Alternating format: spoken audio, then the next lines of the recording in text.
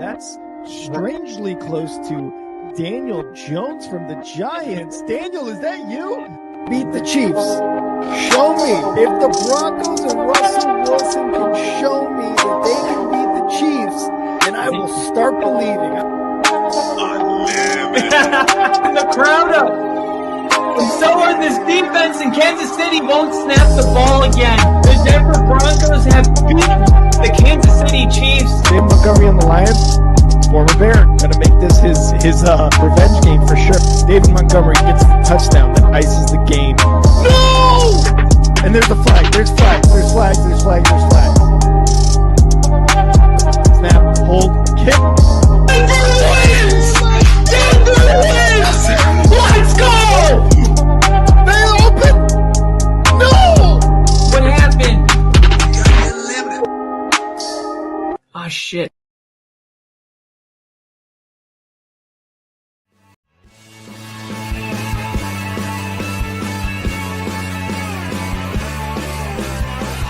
America is football. Football is America. Football is America.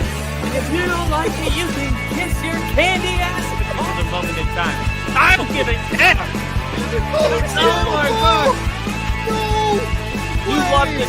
30-27. Chiefs win. Chiefs win 30-20.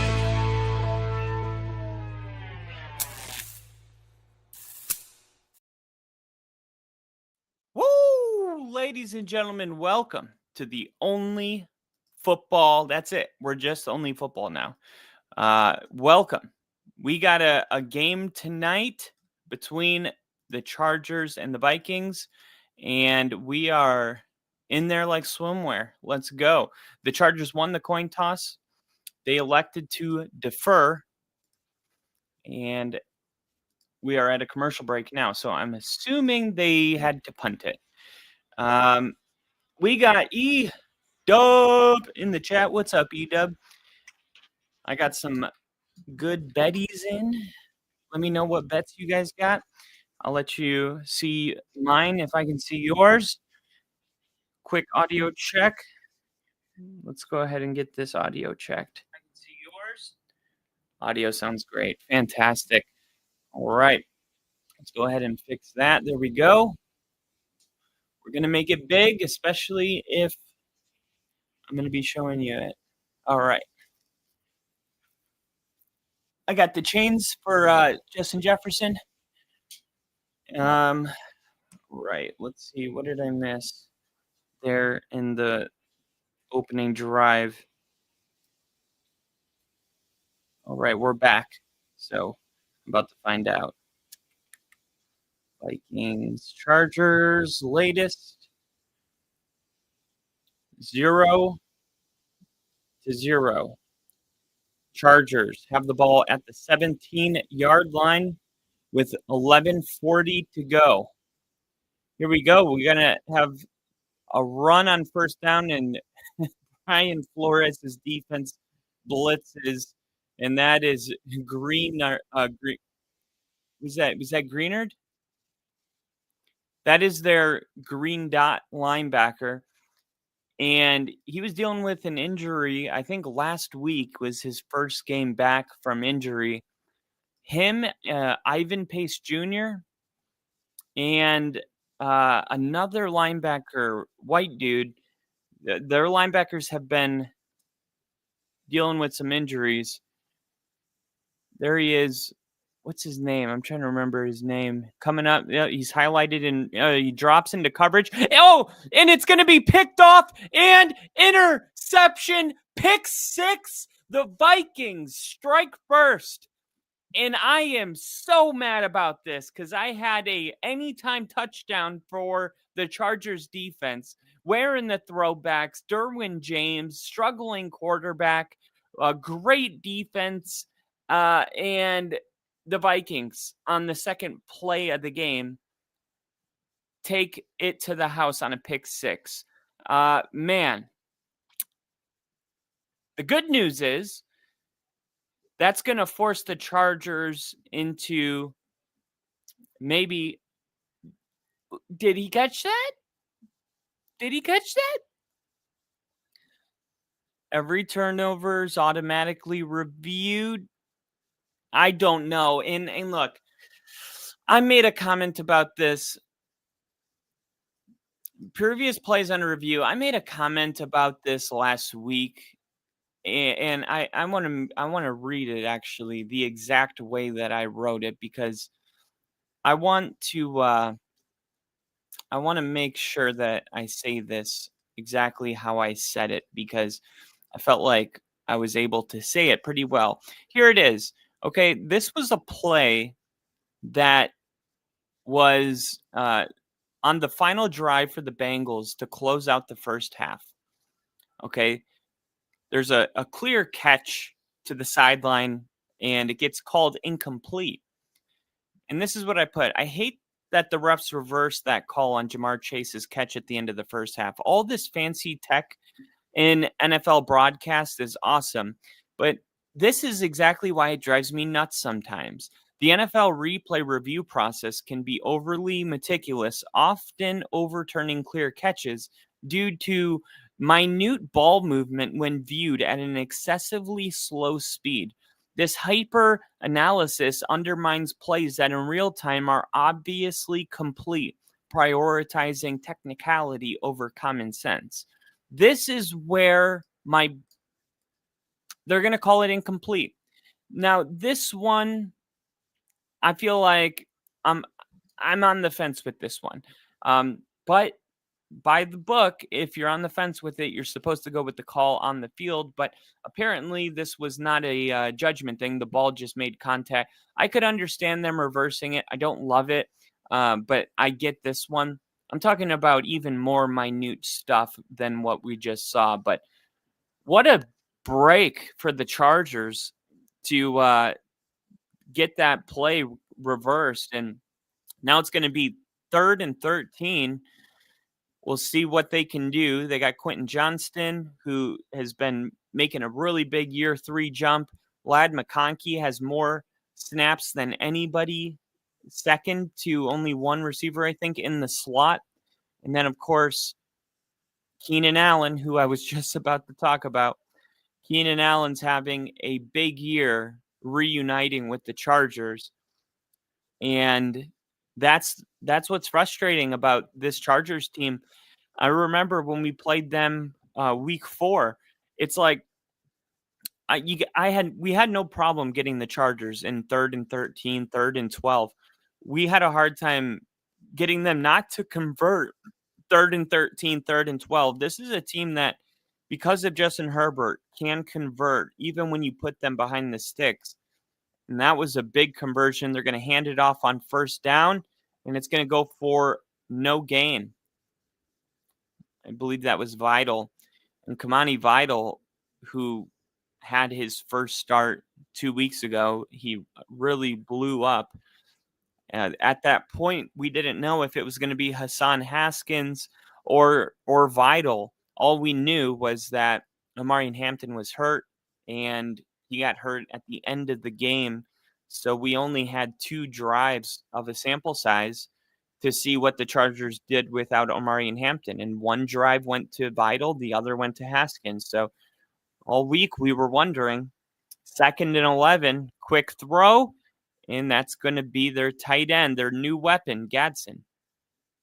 Now, I said, and if you watch our fantasy football episode, I said go with Vidal just because Jim Harbaugh coached Vidal at Michigan. So they have a history together. They know each other. Honestly, we had nothing, so it meant something. And then he has this really monster game. Didn't really resemble or duplicate that last week. We'll see what he does today. 3rd and 2, and they're going to run it. Wow. Who was that? Was that Mac? Henderson? Patterson? Cordell Patterson? Just activated him. There's Omarion Hampton up there in the booth. E-Dub, not a huge surprise. Wow. Seems like the Vikings took a page out of the Eagles' playbook. Here's a quick throw, and that's Ladd McConkey. Bang, bang plays. Guess it was overturned. What a surprise, I'll say. And then Edub said, hopefully the Eagles beat the Watts out of the Chargers in Week 14. I believe that's when they match up. I'm always cheering for the Chargers to take that L, especially right now where Denver's in first place and we don't have any breathing room. Only one game in front. Here we go. Herbert. Look at that. And there's his tight end again. Seriously, though, like, this is the difference between the Vikings going up against a quarterback like Hurts, a Russell Wilson. You got no problem doing all these blitzes because you don't trust the other quarterback to be able to attack the middle of the field. And that's what we've already seen Justin Herbert go. You guys are going to leave the field open like that, and you're going to have to switch to man. If you guys are going to try to play zone, I will tear your asses apart. And that is really the case with Justin Herbert. Especially like certain types of zone defenses. You got, especially with Todd Bowles, the type of defenses he runs with cover 2 and cover 3, but using different defensive fronts and, making it look a different way. And some of those require defensive ends or linebackers, your edge rushers, to pretend, show that they're blitzing. And then not only do they drop into coverage, but they have to drop and go all the way across the field and cover the flat on the opposite side, that they're rushing on. That requires a ton of speed, and it requires the blitz to be very effective. And if it's not, imagine Justin Herbert going, "Oh my God, really? That's what you're doing?" He's gonna make that completion every time. So you have to be careful with how aggressive you attack Justin Herbert. Here's a blitz, and right there in the middle of the field again, Ladd McConkey. This time there's a flag, and this is exactly what I mean. You can blitz him, but that first guy that got a hand on Herbert, he's got to bring him down. He's got to bring him down, or that's what's going to happen. And there's going to be a roughing the passer added on to the end of this. Look at this. Just a little sidestep there. And then Dallas Turner gives him a little headbutt. Pop! Right in the head. We got Ginger in the chat. What's up, Ginge?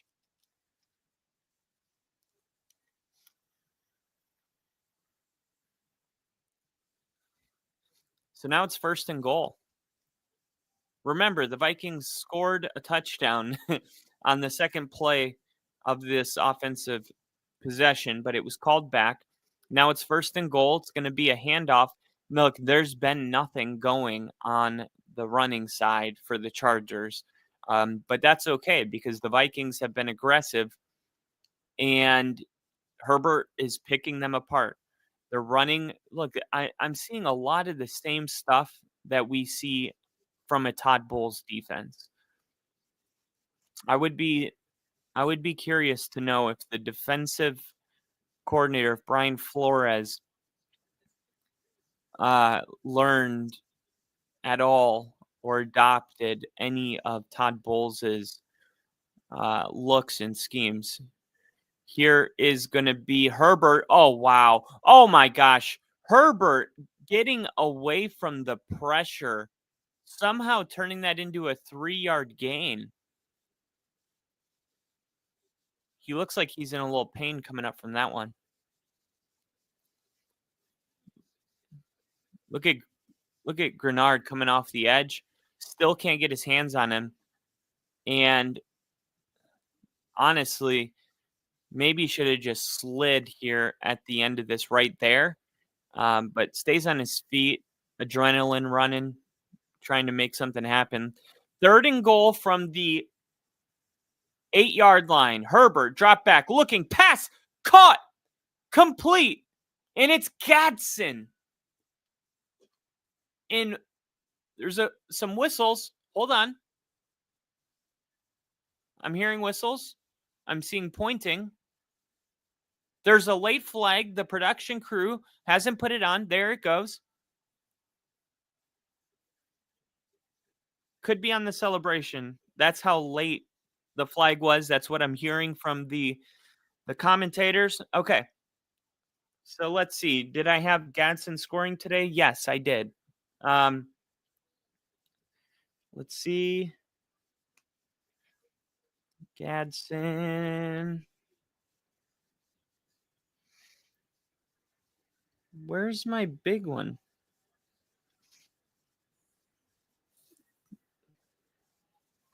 Gadsden had 30 yards receiving on that drive.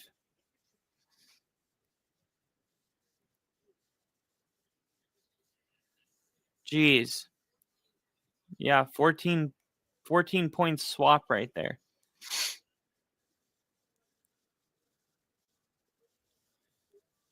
Number 86.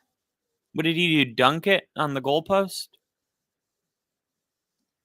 What's the unsportsmanlike conduct? Did he dunk it?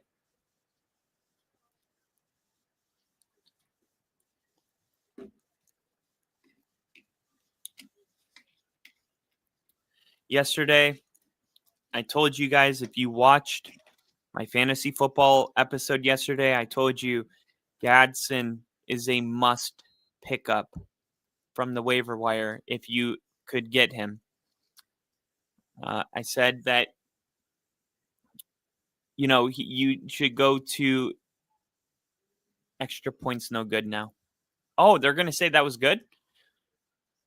Very interesting. Did not look good from where I stand, but all right. Just like that. Just like that. The Chargers, 7-0. Wow. What a drive.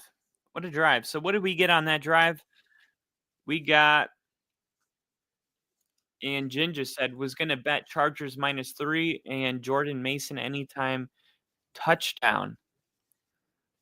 And little drop in fantasy dimes. Hell yeah. Okay, so far we got Lad McConkey with 2 catches. We got Justin Jefferson with 1 catch. We got Jordan Addison with 1 catch. The best way for offensive heavy parlays to come through, I found, is for long drives to take place.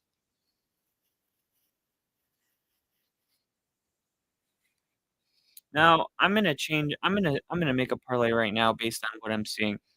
First off, Gadsden's gonna have over 100 yards today, and I'm gonna bet that 100 yards at plus 520. That's gonna be there all day. Justin Herbert's gonna rush a couple more times. I can get him 10 yards rushing at -310. Let's go 15 yards rushing at -146. Carson Wentz, Justin Jefferson receptions. Let's go. I have him getting 8 catches today. I'm gonna keep that. I'm gonna take Justin Jefferson to 9, and I'm just gonna leave those things right there. Oh wait, one more thing. Yards. Well, let's just do those 2 before this gets closed out. Boom. Bet place to win $64. Gadsden to have 100 yards. Justin Herbert, 15 rushing yards. And Justin Jefferson to have 9 catches. $2 pays out 66. I like that a lot. I think Gadsden's going to have a huge game today. The way that Brian Flores dials up these zone blitzes, it's leaving the middle of the field vulnerable. And Justin Herbert is a tough sack, so he doesn't have to pay the price for these aggressive blitzes when he's going after a quarterback that either can't see the middle of the field or he's easy to bring down. That none of those is the case with Justin Herbert in this offense. So I think it's going to be a long night if the Vikings don't switch to man. We'll see if they make any adjustments. But for $2, I'm going to go ahead and place that bet. Oh my gosh, a flag comes out and the returner gets stuffed at the 22-yard line.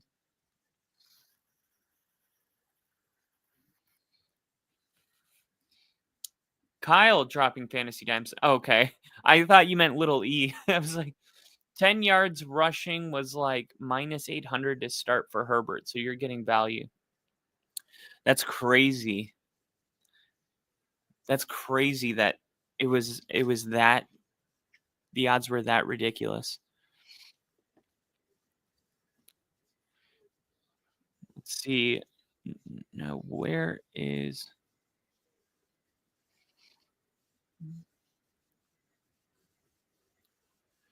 we did Gadsden, Herbert. Okay, yeah, 15 rushing yards. He's got 2. Illegal formation on the receiving team. So the Vikings are going to start this drive at the 10? Jeez Louise.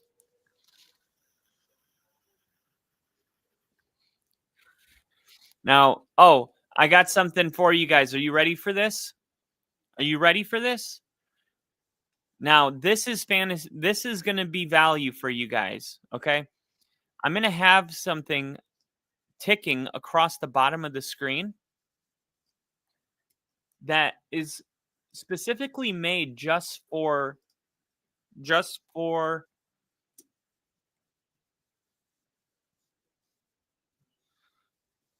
last 3 games. We're going to go Los Angeles Chargers, subtract.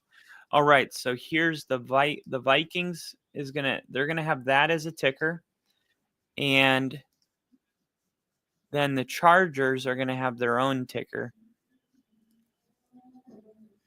So when the Vikings are on the field, I'll put on the Vikings ticker, and then when the Chargers are on, I'll do the Chargers ticker. First down, or it's actually 2nd and 11.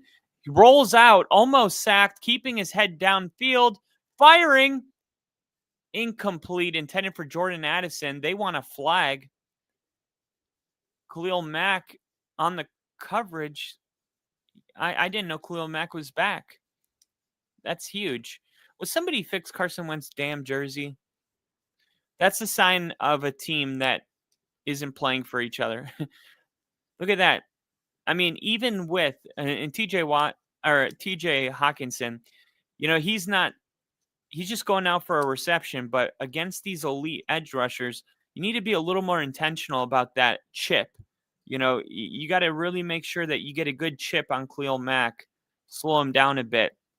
In 3rd and 11, he's going to take another sack. And this offensive line is terrible. And I have it here on the ticker. The Vikings have given up an insane amount of sacks this season.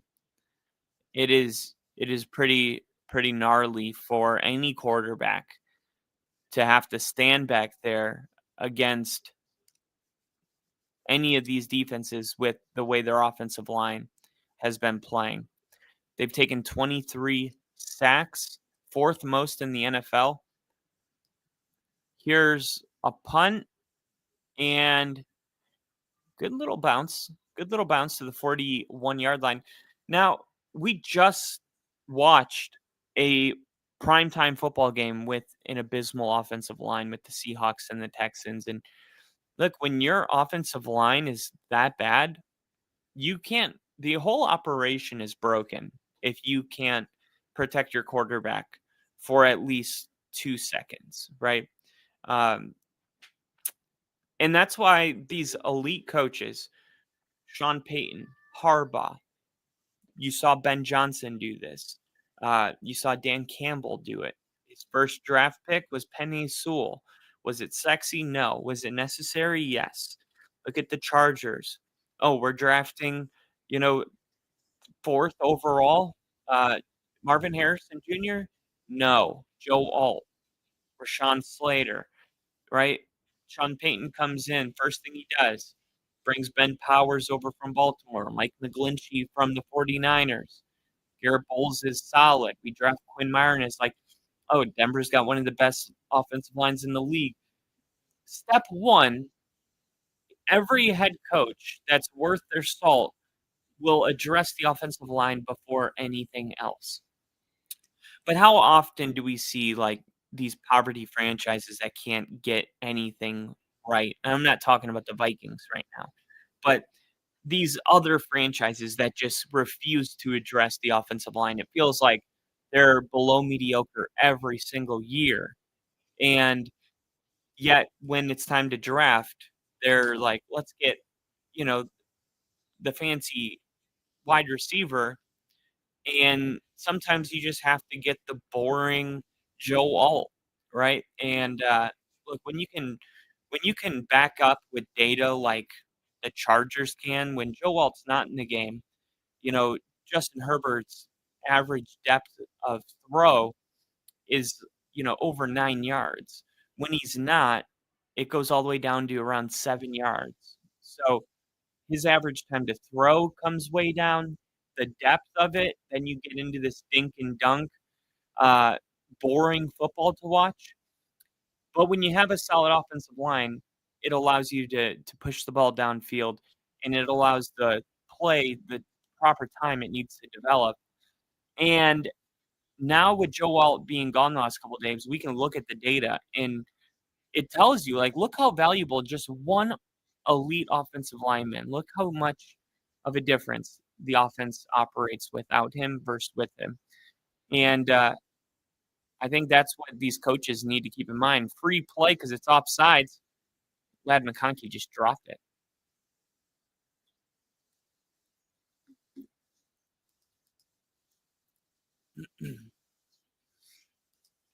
He can get 13 in one scramble. That's right.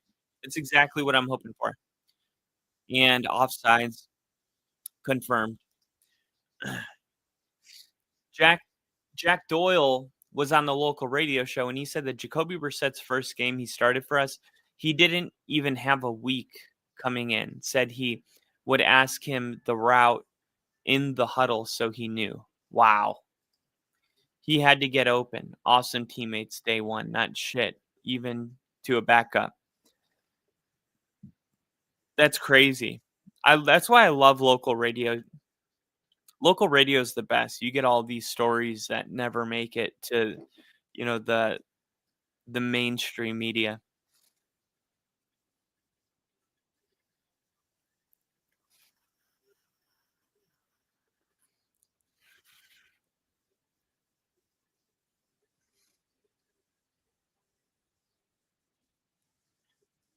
Do you think one day the Chargers will have their own stadium, or they'll have roommates for the rest of their life? Chargers. I mean, look, it's sad. Like every time the Broncos play the Chargers, it's like 65% Denver. And the Charger fans have been open about it. Like it sucks feeling like we're playing an away game at home. And man, how can you build them their own stadium when they can't even fill up the one they got? They should have stayed in San Diego. Justin Herbert looking to throw. Gadsden added to the list. That's his third catch already. That'll put him over 30 yards.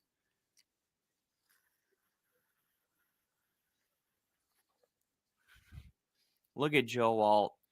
We were just talking about him. Look at him. Look at him handling Grenard like nothing. And then Grenard comes off the field for a breather. 2nd and 3. They're going to hand it off. And That's going to be Vital, who picks up the first down. Look, we know the Chargers are going to stick with the run. They ran 18 plays to Minnesota's 9 here in the first quarter, which came to an end. Yeah, it's their identity, man.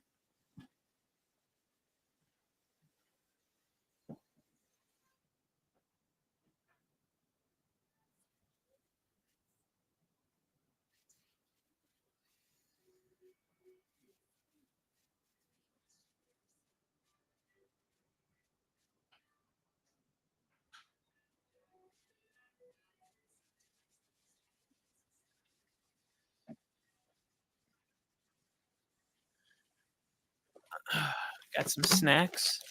We got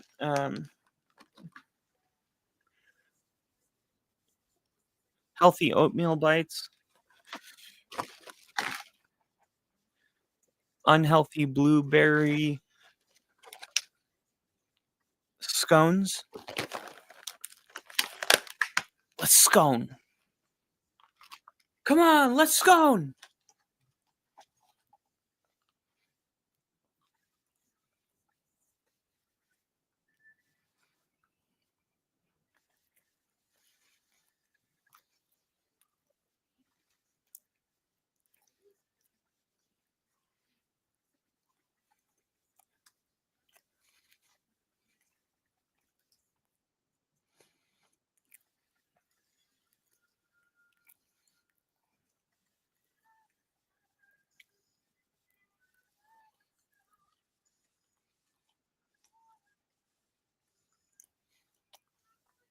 Did I start TJ Hawkinson?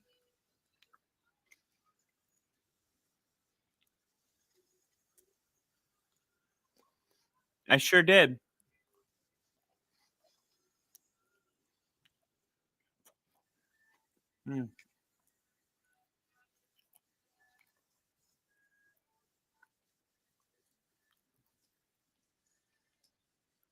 Does Minnesota look like the Travelers fucked with them early? Yeah. Yeah. And that was what a big part of my predictions this morning. When we were covering this game was that the Vikings, it's a difficult short week travel schedule. They go from a game in London, then travel across the country, then travel, across the country again. They travel across the world, then across the country. And the Chargers are just the better overall team right now. It's going to take a lot for the Vikings to win this game. And so far, yeah, it looks like the Chargers are clearly the better team. Herbert takes the handoff. There he is. Stepping up. Go.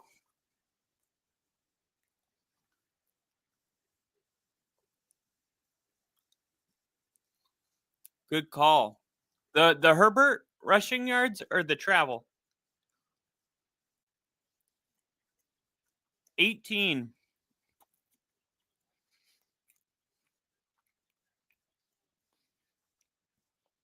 Wow. That's a big time block by Vital.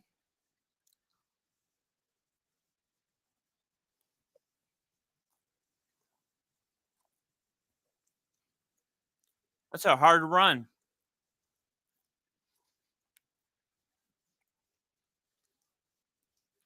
That's a hard run right there.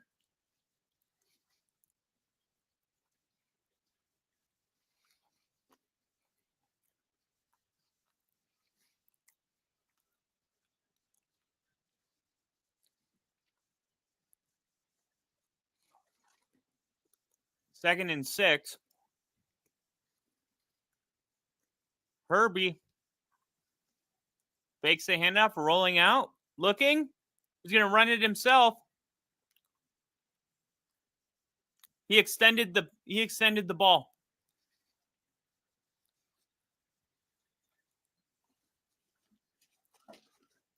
He extended the ball.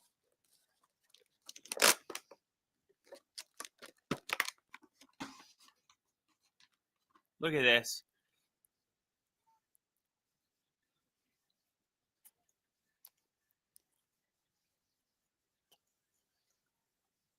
First and goal.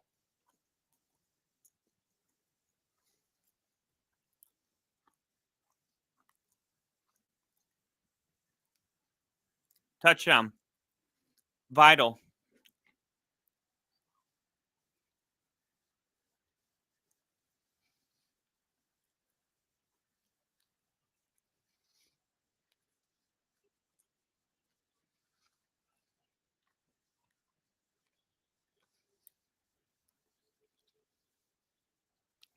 Wow.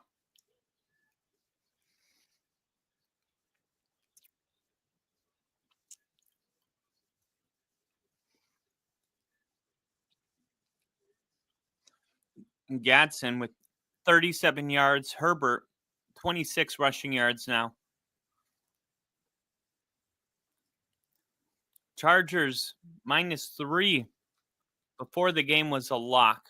Yeah.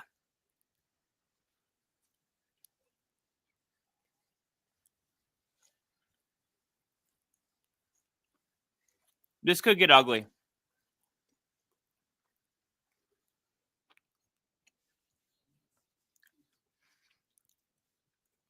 It's really going to come down to if the Vikings can do anything offensively. Like they need to respond here.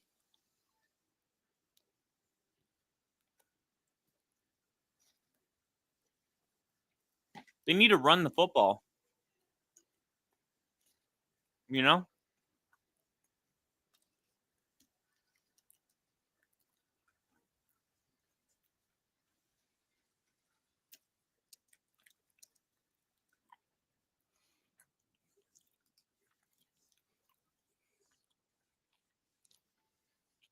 Minnesota's 20th in rushing yards per game, averaging 103. And then the Chargers are ranked 19th in rushing yards allowed, averaging giving up 123 rushing yards per game. So, like Minnesota, they should try to run the football. I mean, this isn't like Seattle, Green Bay, New England, Cleveland, Detroit, even Indianapolis. Now, a lot of these teams, they give up few rushing yards because they get out to a big lead and then the teams have to abandon the run. But you know that's not the case here. Like the Vikings need to run the football to get keep Justin Herbert in the offense off the field for one, and for two, to help out this offensive line that's struggling.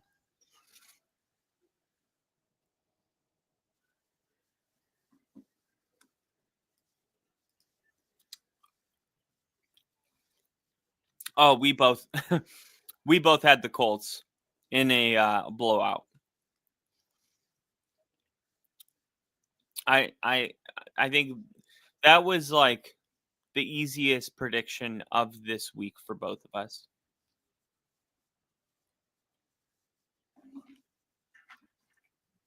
Dude, and I'm so mad at that game because I'm going to show you something. I'm going to show you why I'm so mad at that game. You're going to be like, "Oh, that makes sense." Look at this.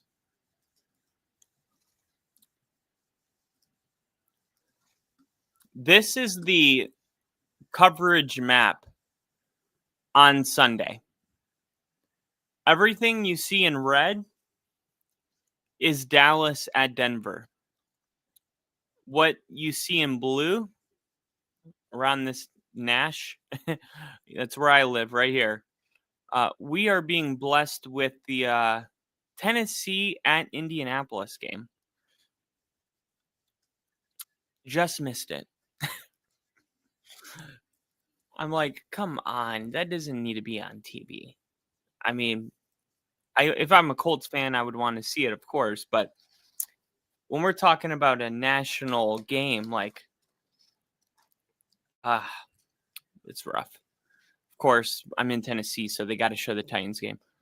Wow. First down, Carson Wentz almost threw a pick six.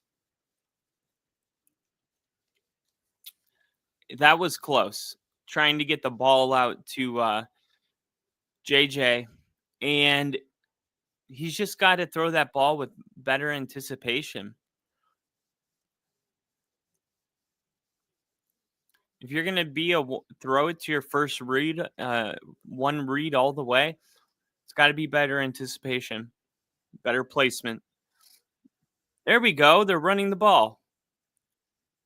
Aaron Jones, who's back.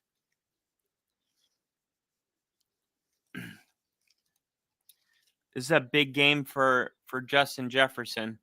I expect him to get peppered with targets. Should be a big game for him today. This is a big series for the Vikings. I know it's just the beginning of the second quarter, but the way this game has gone, they need a conversion here. And who else besides Justin Jefferson, who looks like he's in man coverage at the top of the screen? The Chargers are showing blitz. They're going to blitz. You got to get it to him. There it is. Out. Caught. Wow. That was just an amazing throw and an amazing catch. Look at this.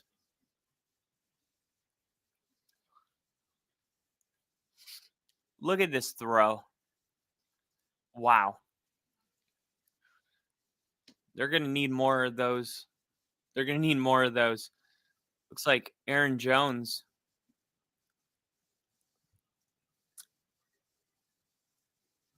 Looks like they're going to change the play, do a pitch, and Aaron Jones picks up 4 yards.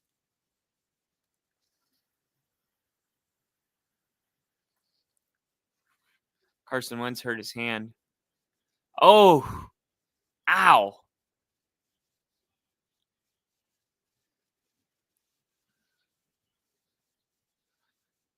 That hurts.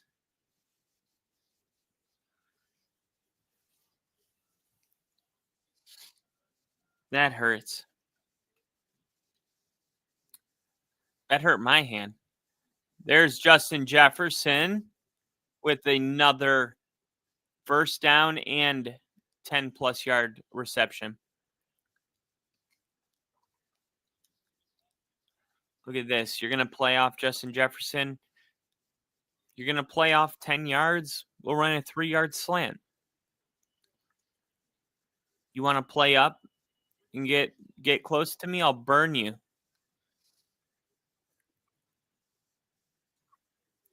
First down, so probably going to be throw it to him on a flat route real quick. There we go. There you go. Get Aaron Jones out in space. That's what I'm talking about. That's what Aaron Jones does, man. They should flex it. I wish they could.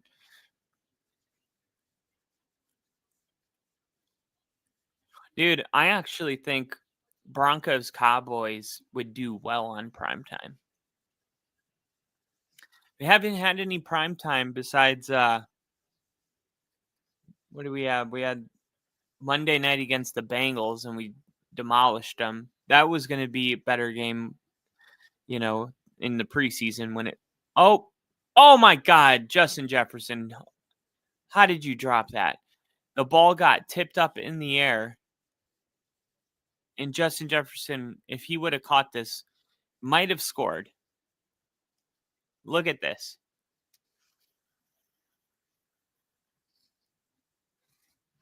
Oh my gosh. That's crazy. Because Justin Jefferson needs,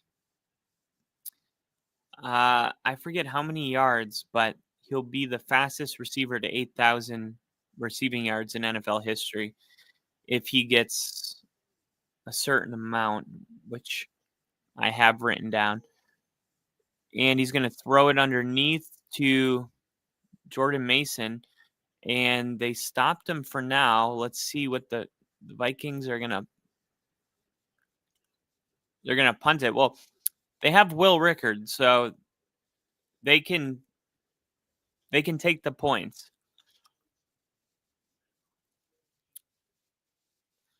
This is it's like why not take the points when you have a kicker that you can be that confident in? Best kicker in the draft out of Alabama, didn't really even miss a kick last year.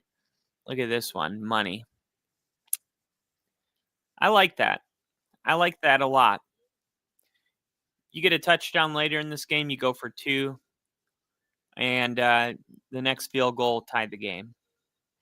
Get on the board, reward your offense, and ask your defense to get a stop here.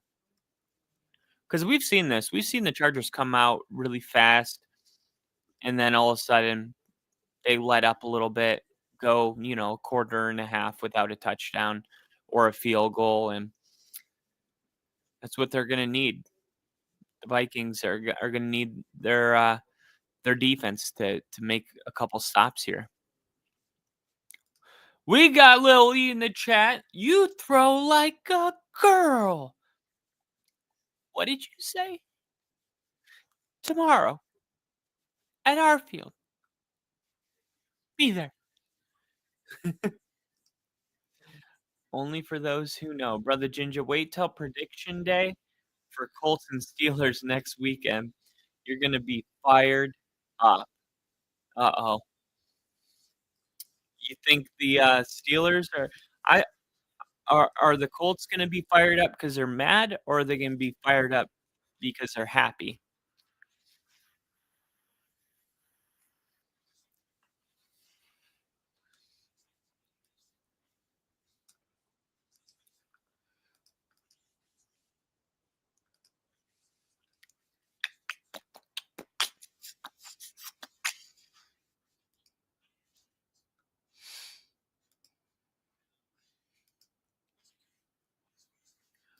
Boom.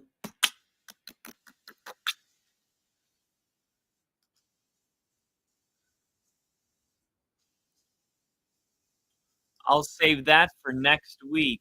Uh-oh. Lil E making things difficult. Being ambiguous. All right. Justin Jefferson has 37 yards receiving. Jordan Mason with 1 rushing yard. Don't love that.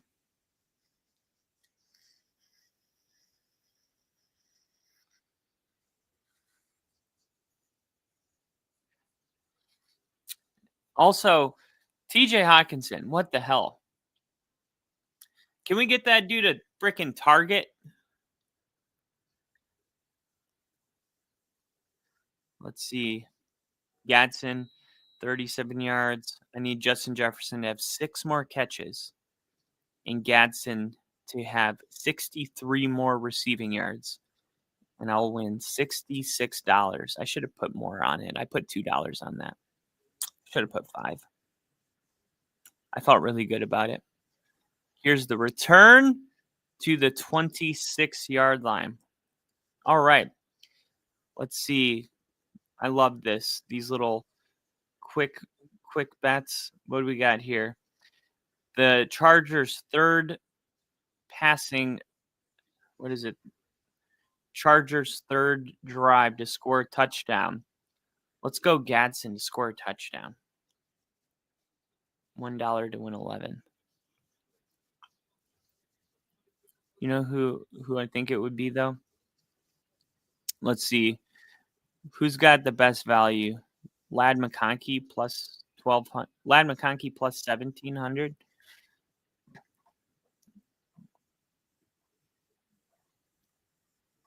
Herbert. Gadsden. Let's go, baby.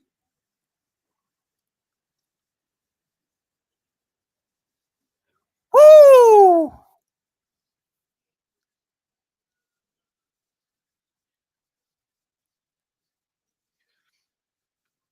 Let's go.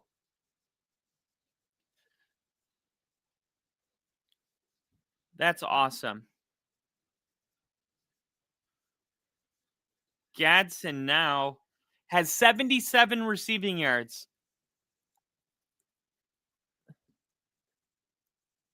Nowhere to go there. That's awesome. I just need Justin Jefferson to have 6 more catches, and I'm going to win about $70.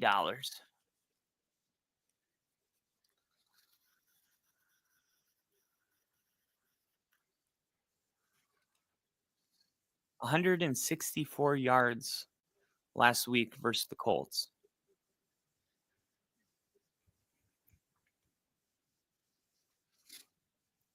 Here we go. 2nd and 11. Oh, they're going to have a free play here. And Keenan Allen is going to pick it up. Let's see. Keenan Allen.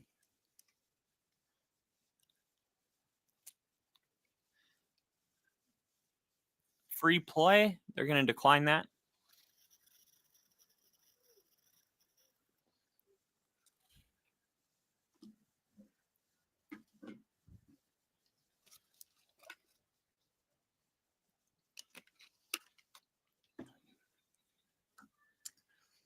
The great Hamilton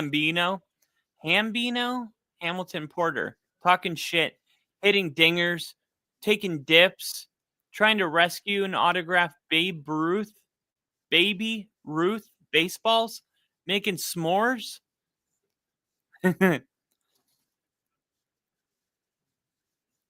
Uh-oh.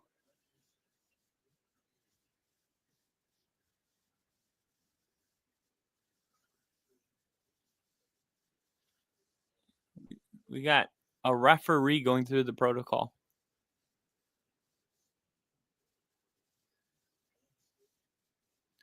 I want to stay in, coach. The player jogging off the field. Boom. Oh my gosh.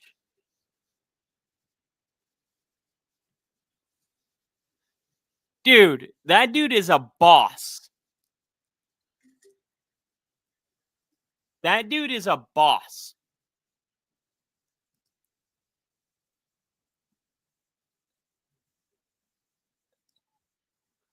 Okay. That's my new favorite referee.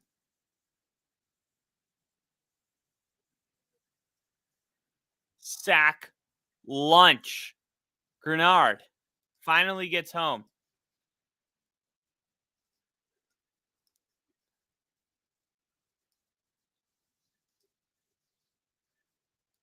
And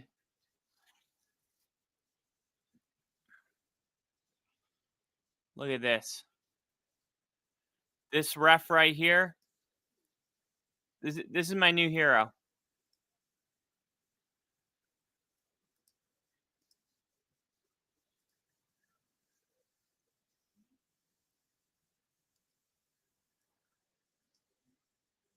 Here we go. Ooh, 2nd and 17. Ball was thrown into the ground. 3rd and 17 now.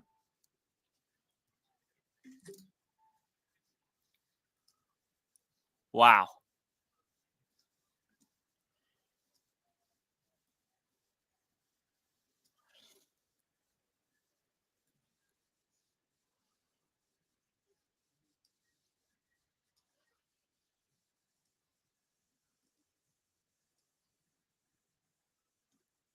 Third and 17. Herbert. Oh, they wanted a flag. There is none. 4th and 17.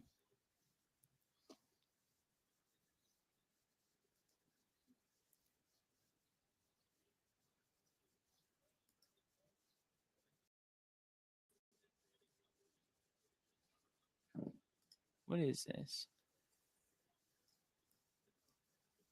There we go.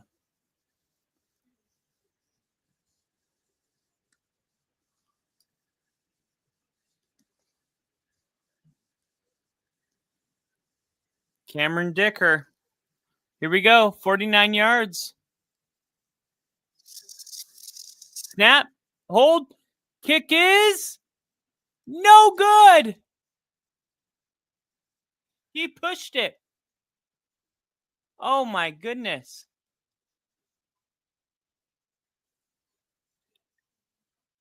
Wow. No good. All right. So that's why you take the 3 right there. That's why you take the 3. All right.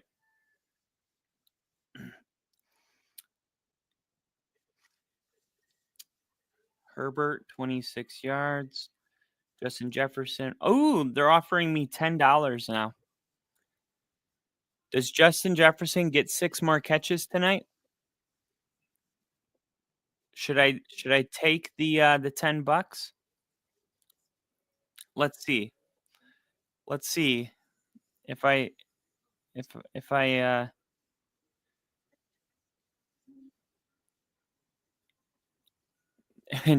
you said yes. You don't think Justin Jefferson will get 6 more catches and Gadsden will get 20 more yards? You got to think they're offering me money because they know that 23 more yards for Gadsden, 6 catches for JJ. I think he does.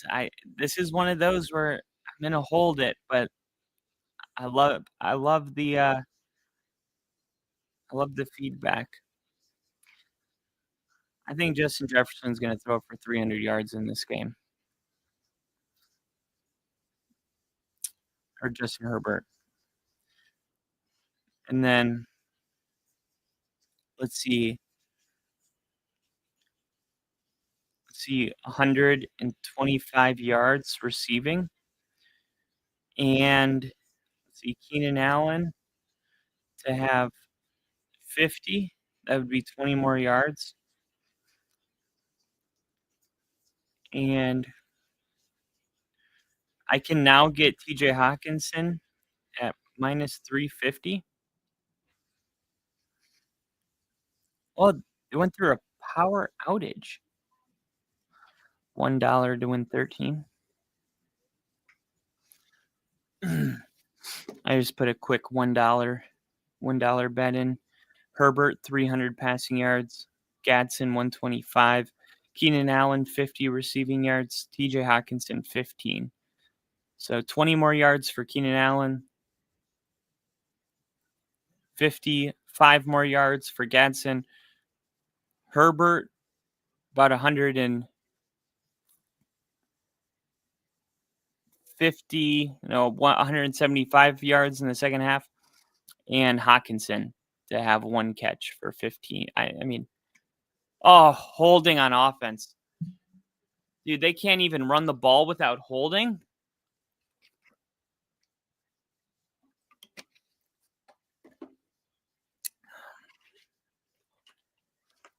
Bullshit.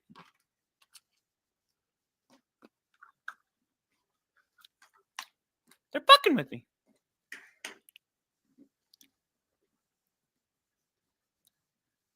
We're fucking with them.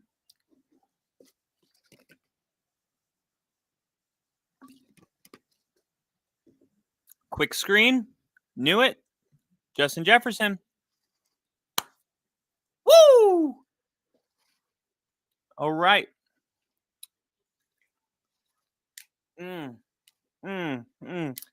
Can we go back to Justin Jefferson again? Give him 5 catches on this drive. Then I only need 4 more. And then Gadsden to get 27. We're walking right out the door. 2nd and 17. Justin Jefferson was praying on his knees. Right before this game, he thought I could be the first fastest wide receiver to, what was it? 8,000 yards receiving?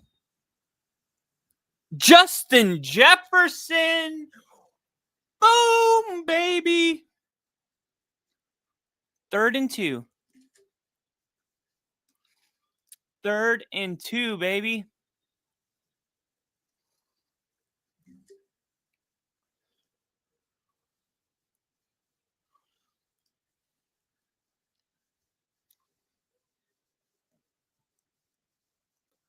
Here we go. Justin Jefferson. There it is. 8,015 career receiving yards. Fastest. Here we go. 3rd and 2. Tipped ball. Oh, Wentz is wincing. Now Wentz holds his shoulder. Who the hell is Max Grosber?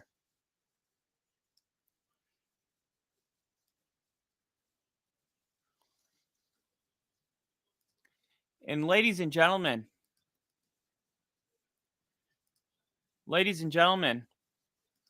what a moment here at the Only Football podcast, which is now called Only Football.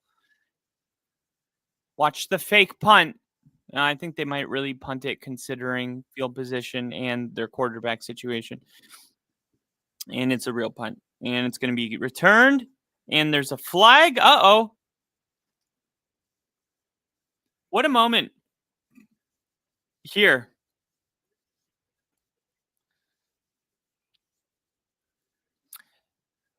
We have witnessed history. Justin Jefferson has become the fastest. And you said if they offered 30, you would take it? I just need 4 more catches. He has 5 catches now. You don't think he gets 4 more for the rest of the game and Gadsden gets 23 yards receiving?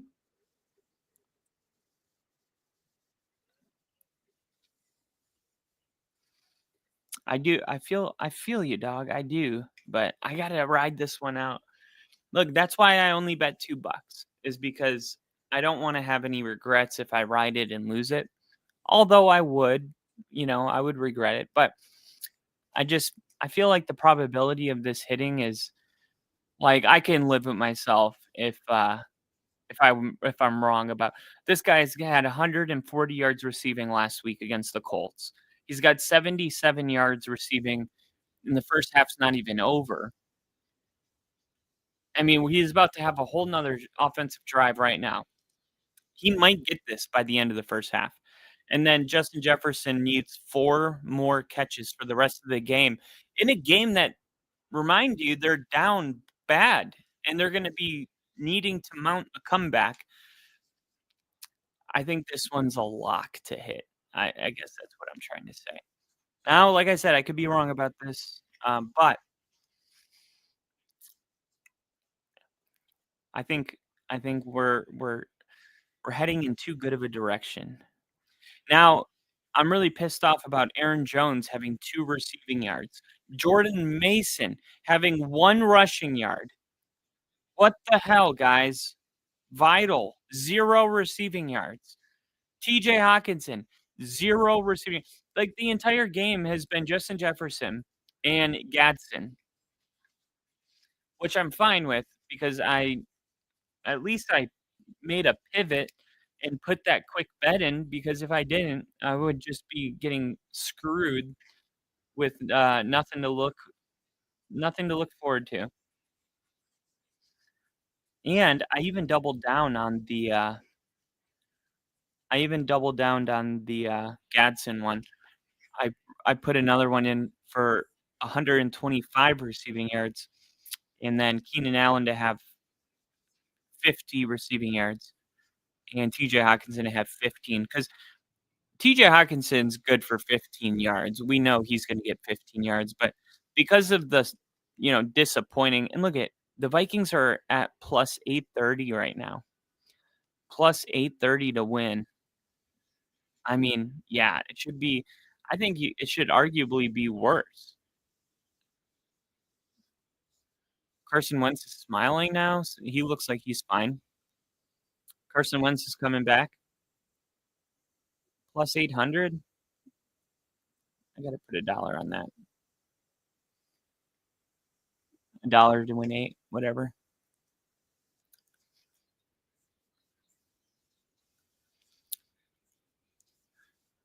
When Carson Wentz came off the sideline, he spoke with doctors, but there was no formal exam. He is wearing a more stabilizing shoulder brace tonight. But this brace includes a range restriction strap. So you may see him doing this, but it has more to do with the range of motion than necessarily him dealing with an injury.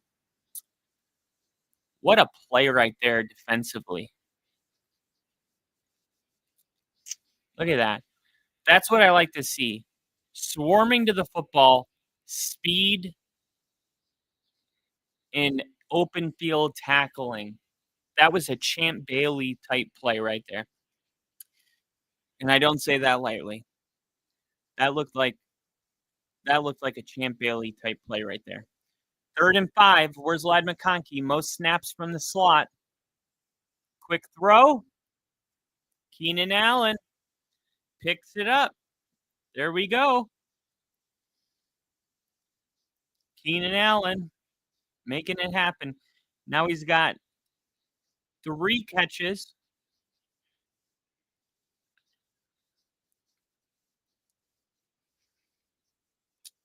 So I need Keenan Allen.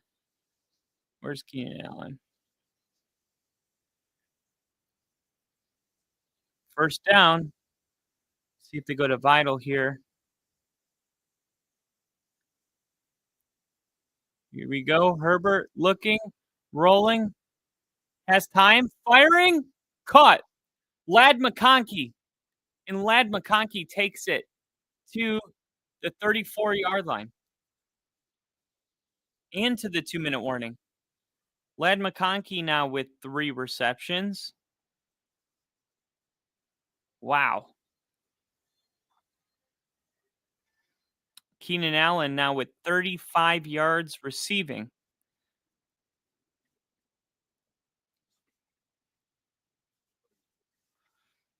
Woo!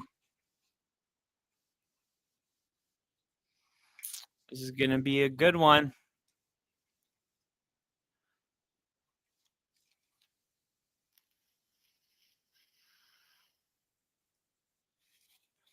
Yeah.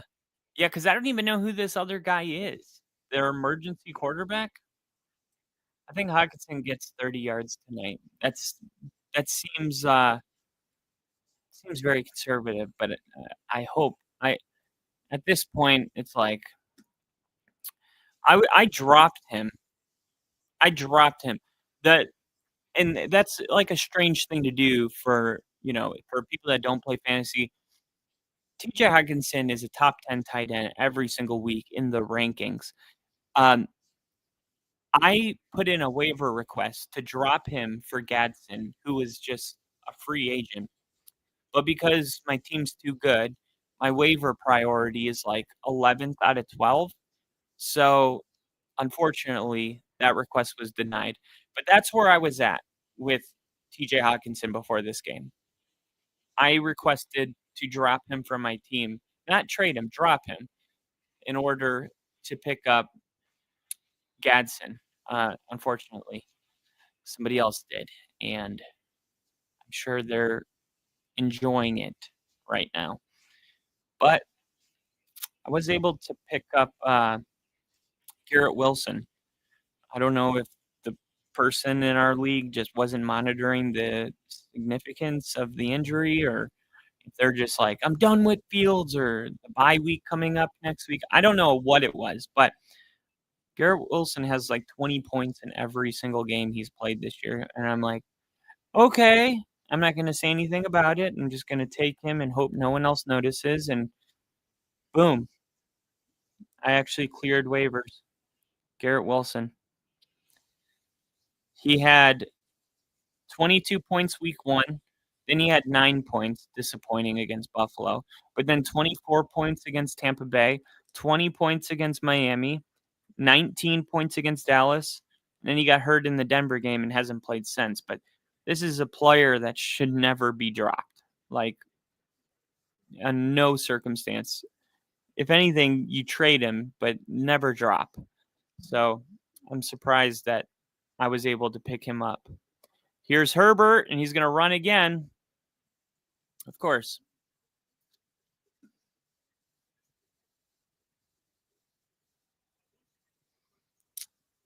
Look at that. I didn't realize this. The guy I'm playing has Justin Jefferson.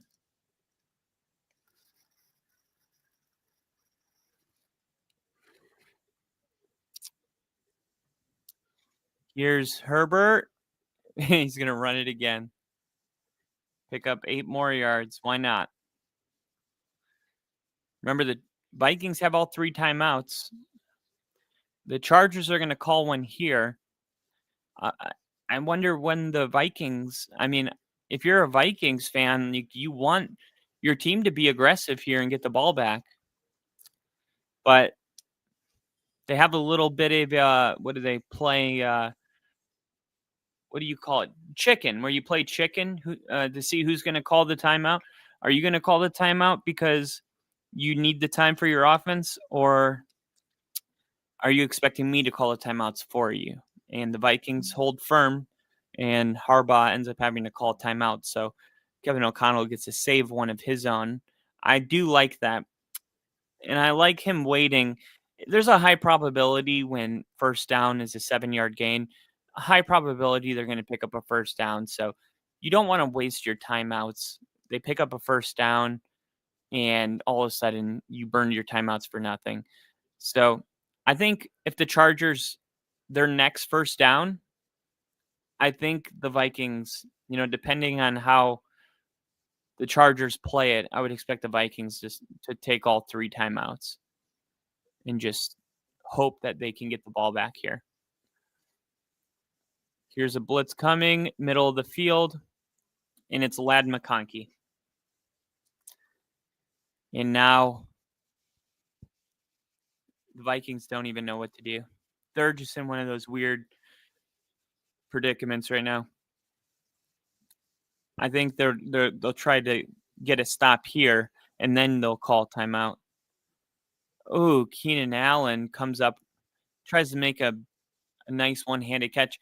Now the clock stops bleeding, and I bet you the Chargers are going to call a high probability completion, probably like a screen or a quick slam, something to get the ball out of his hands quick, keep the clock rolling, force the Vikings to call a timeout, and put themselves in position to pick up a manageable first down on third down. Kind of kill 2 birds with 1 stone. They use their timeouts and by picking up the next first down. Nope, screw that. We'll just go to the house here. Touchdown. How's that? Ladd McConkey. The Vikings are going to have all 3 timeouts. And this Vikings defense is dog shit. Justin Herbert with 191 passing yards in the first half.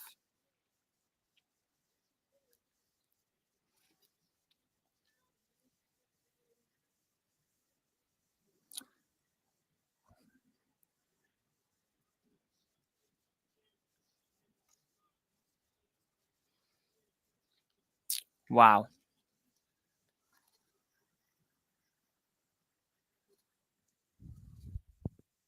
Ooh. That extra point was almost blocked.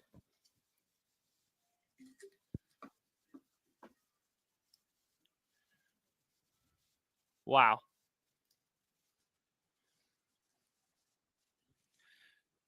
Wow. Age restrictions app. Haha. I was like, what the hell have you been into? That's insane. Holy shit.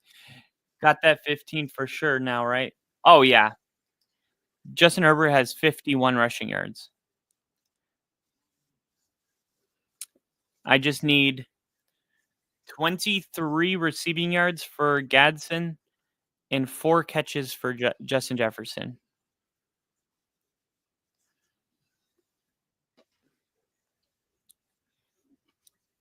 Ladd McConkey already has 5 catches.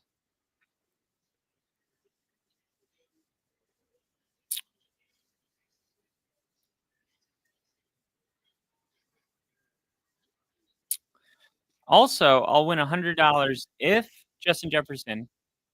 has 6 catches.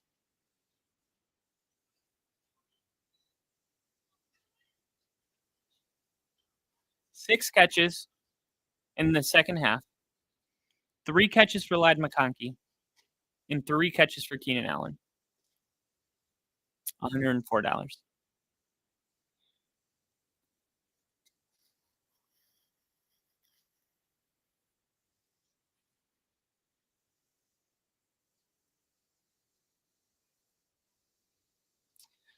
Still can't believe Vidal has 0 yards receiving. TJ Hawkinson, 0 yards receiving. Jordan Mason, 0, 1 yard rushing. So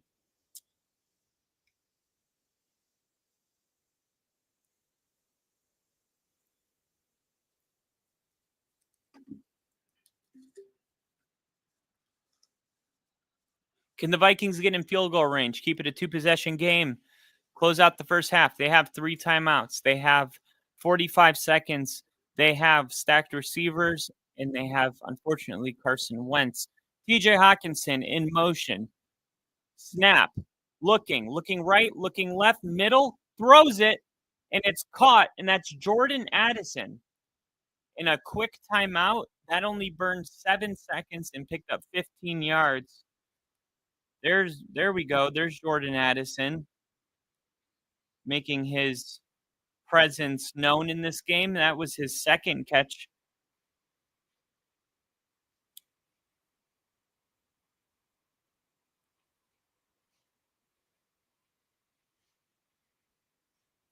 Still nothing for TJ Hawkinson.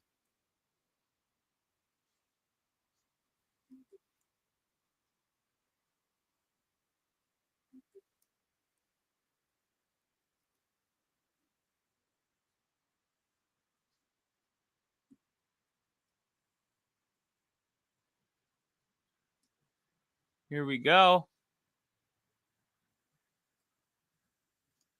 3 receivers. Wentz looking, trying to avoid a sack, and he can't. Sack lunch. Num, num, num, num, num.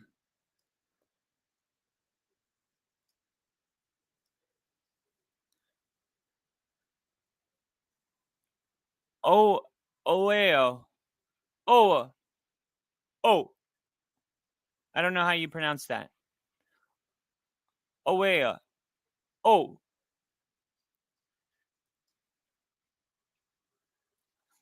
All right. They got a great kicker. That's going to be a factor.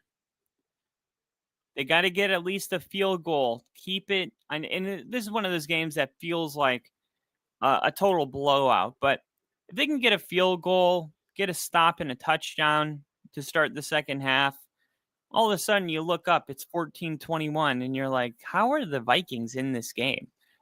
They stopped the Chargers 1 time, 2 times, but it really all comes down to whether they can get a field goal here. 2nd and 11, Hawkinson, you got to get open.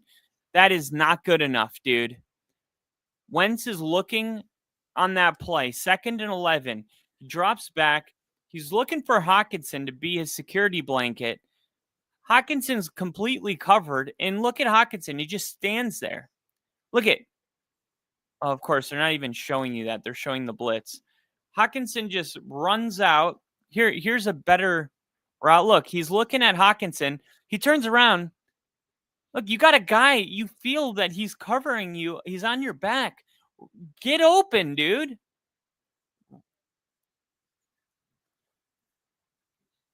Third and 18. They had to use their final timeout. They're in a dome, so good conditions for a kicker.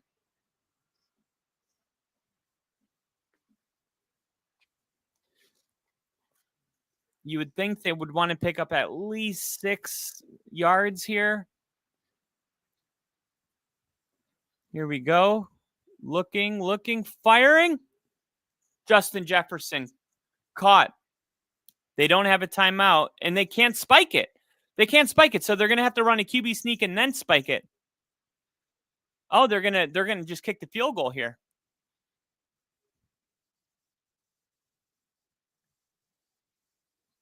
Snap, hold. Kick is good. No good. It was short. No good. The kick was short. The accuracy was there, but it just did not have the distance. Oh my gosh. Wow.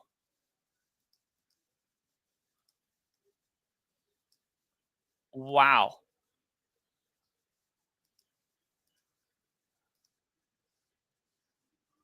And the kick, no good. And we will go into halftime like that. Ooh. Justin Jefferson finishes the first half with 6 receptions. Okay. So 6 catches. Let's see. 6 catches for Justin Jefferson. 77 receiving yards for Gadsden. 51 rushing yards for Justin Herbert. Keenan Allen, 3 catches. Lad McConkey, 5 catches. Vital,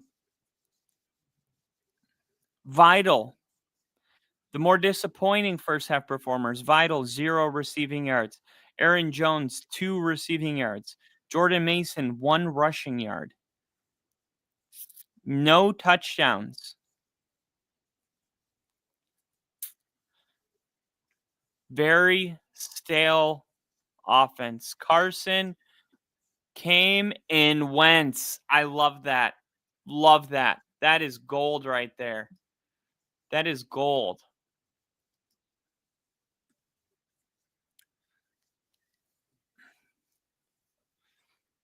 Only NFC North team without a winning record.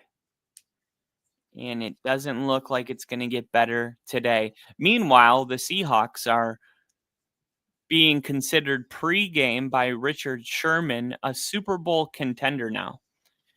Why? Sam Darnold. Boy, would the Vikings love to have somebody like that right now. I think it just adds, right? I think it just adds to the pain and suffering that Viking fans are feeling right now. Is like, not only are we in a crappy situation, but we had the answer and we gave it away. I mean, how terrible is that? We had the right guy and we got rid of him. Now I saw this post today. The Colts have a 98.3% chance to make the playoffs 7 weeks through the 2025 season. I thought that's interesting. Let me take a look at this. Okay. Now, tell me if this makes any sense to you. Okay. There's 11 football games left this year. Okay. Now, and this is analytics. Okay.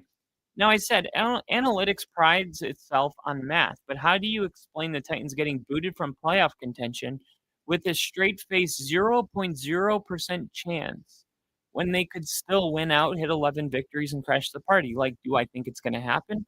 Absolutely not. No, I don't. But how can they have a 0.0% chance if they won the rest of their games? They would technically, right? Because they already have 1 win. They would have either 11 or 12 wins. How could they have a 0% chance? How did the Chargers have barely over a 56% chance when Denver has only a 1-game lead and they're at 90? Does that make any sense? The Chargers are ahead of the Chiefs, and the Chiefs have an 85% chance. Now, I think it probably takes into consideration, like, how many games in a row you've won. Like, the Chiefs are on a streak. The Chargers are, 1-2, with their only win being over the Dolphins before, this game right now, which is kind of like a get right opportunity. But I don't know. I find the whole thing very strange. Like, the Bengals win this weekend against New England, and they're 500. No, the New England's playing Cleveland. Who are the Bengals playing again? Whoever they're playing. I think they're playing the Jets.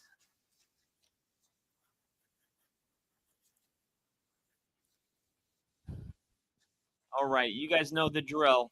It's time to raid some people. It's time to raid. I hope you guys are ready. We're gonna go. Who's playing? Vikings. Who are the Vikings? Chargers. Live stream, and we're gonna filter this by live. All right, here we go. Now we're gonna find small content creators. We're looking for small content creators. All right, here we go. Here we go. Let me make sure that we can comment without any. There we go. All right, here it is. Control C. Guys, do not disappoint me. I need you guys. Please, at least more than Jinja. At least more than me and Jinja. And at least Jinja. All right? Don't let me down, guys. There it is. All right. And now we're only football. We're not the only football podcast. We're going to just say only football raid. All right. And I'm going to wait until I see somebody else throw a comment in. There we go. Jinja. Jinja coming through, baby. Now, let me do this. View channel. No. Switch account. Football. Chargers. Vikings. Live stream.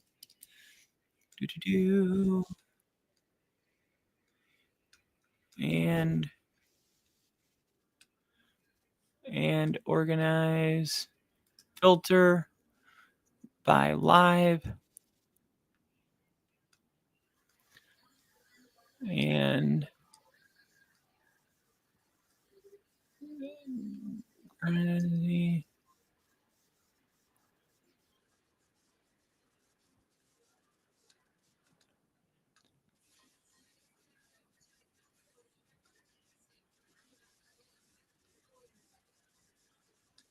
let's see.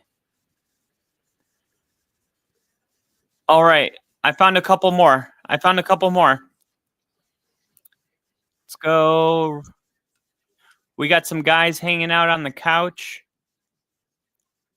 Here we go. Only 6 guys watching. Not anymore. We got Dakota Martin in the chat. What's up? We're about to raid this fool. Let's go. There it is. We go only football raid. Control C.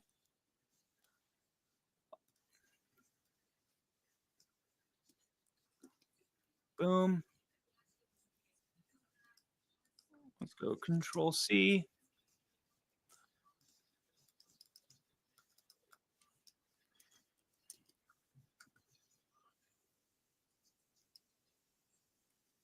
Only football raid.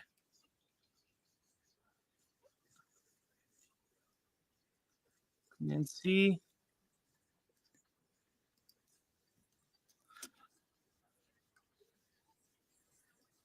Let's go. Switch account.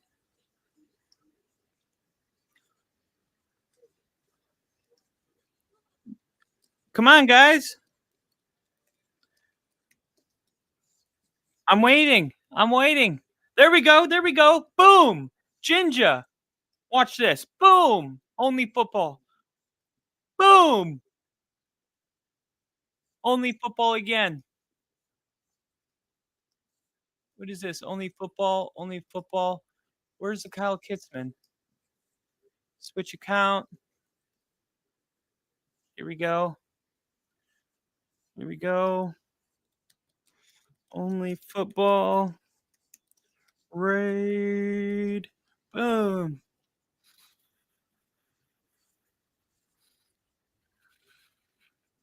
There we go.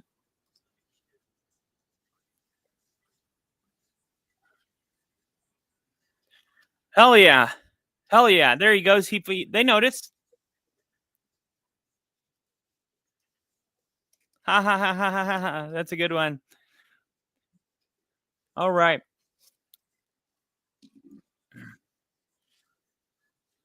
TF is wrong with the Vikings.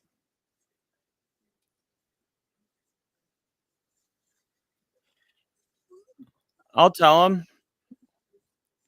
We send the link to.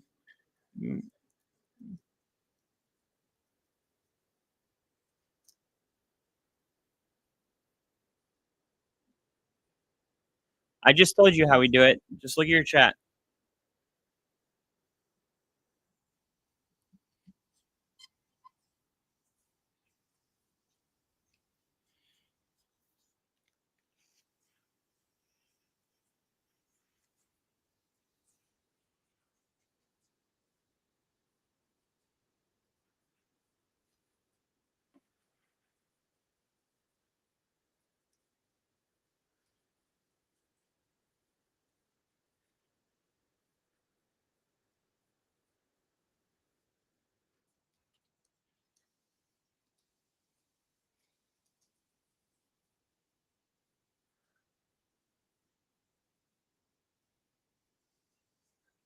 I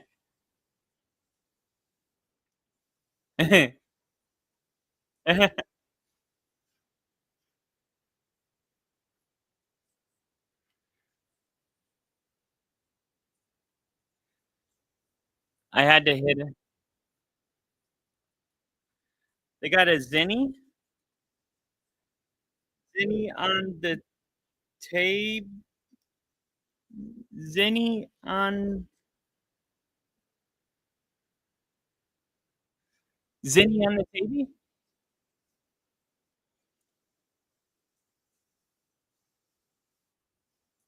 He's not hurt. He's just sucks. He's not hurt. Let's be clear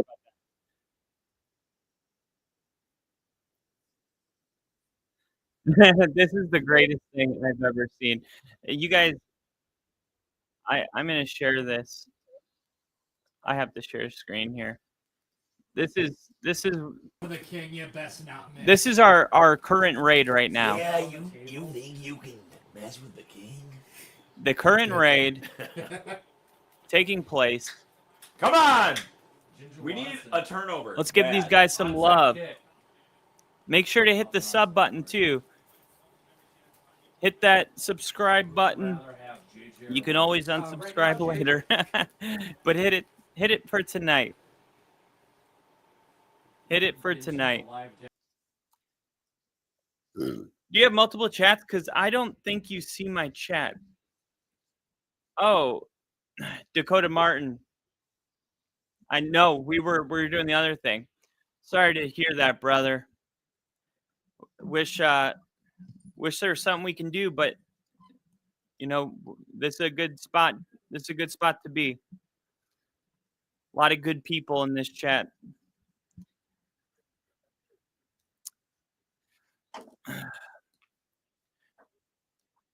All right. Second half underway.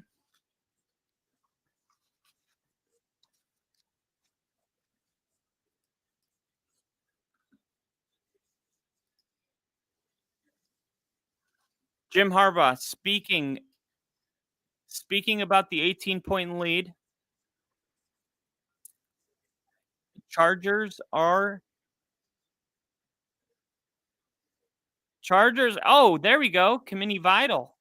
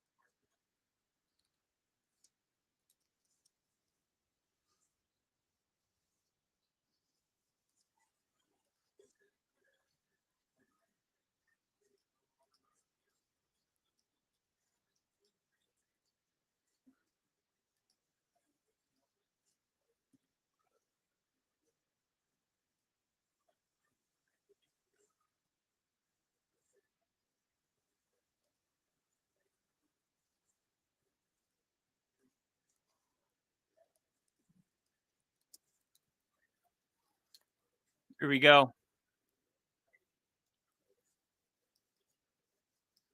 All right.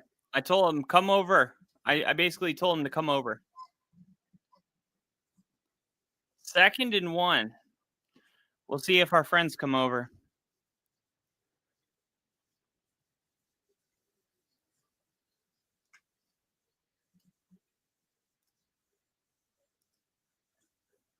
Here we go. 2nd and 1. Big stop. Big stop. Big stop. All right. Vital checking back into the game. And that could be a vital decision. We'll see.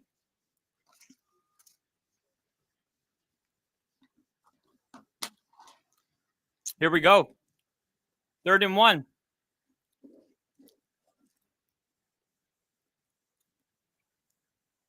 They're going to motion a fullback, fake the handoff, rolling out, and there's Kamini Vital,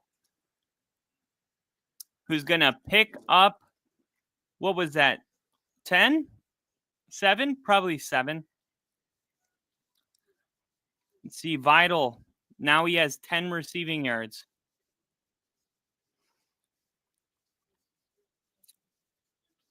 Justin Jefferson finished the half with 72 receiving yards.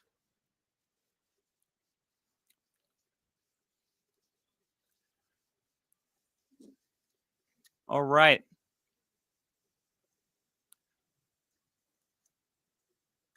We're going to keep it on the ground here.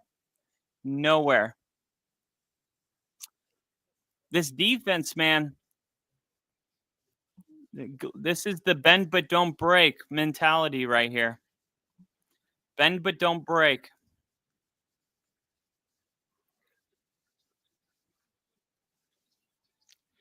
Here we go. The 90s were not pretty mid, by the way. I love that. I love that. Solid raid. Solid raid, boys. Solid raid. 1 second on the play clock. They get it off. Herbert, quick throw. Lad McConkey picks up 12 on 3rd and 13. And now Lad McConkey has 6 catches. And let's go. Let's see. Can we get Keenan Allen back involved? What about our boy? Right? What about Gadsden? It's been a while. It's been a while since Gadsden's had target thrown his way. It's been a while since Gadsden caught it.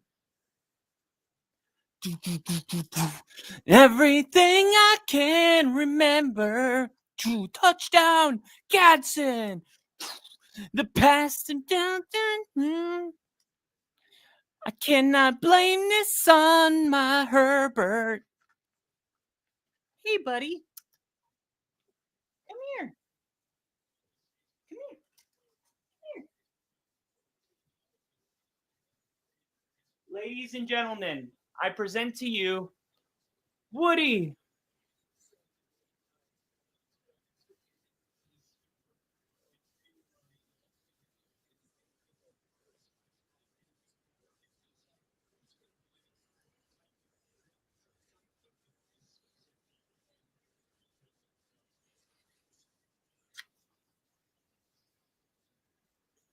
Hi.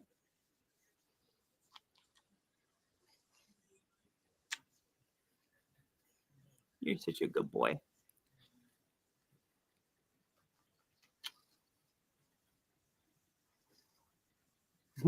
Look at the chat. It says Woody, Woody, Woody. Herbert rolling, throwing into the dirt.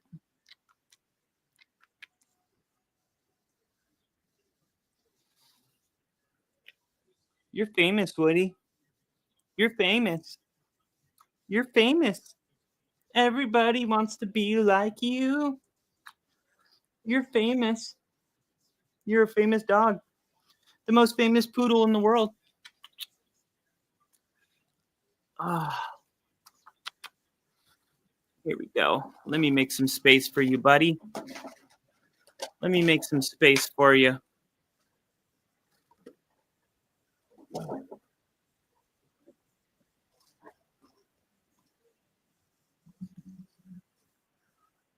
Just inside the upright.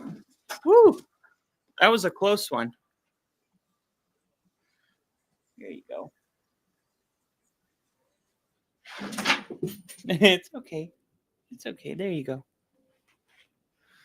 There you go. There you go. There you go, buddy. All right. Now I got my poodle and I got football. I got everything I've ever wanted right here. There you go. Good boy. Good boy.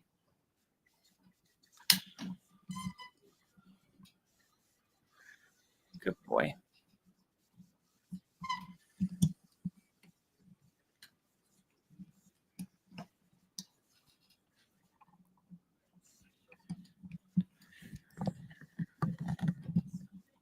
There we go. All right. Let's see if I zoom out.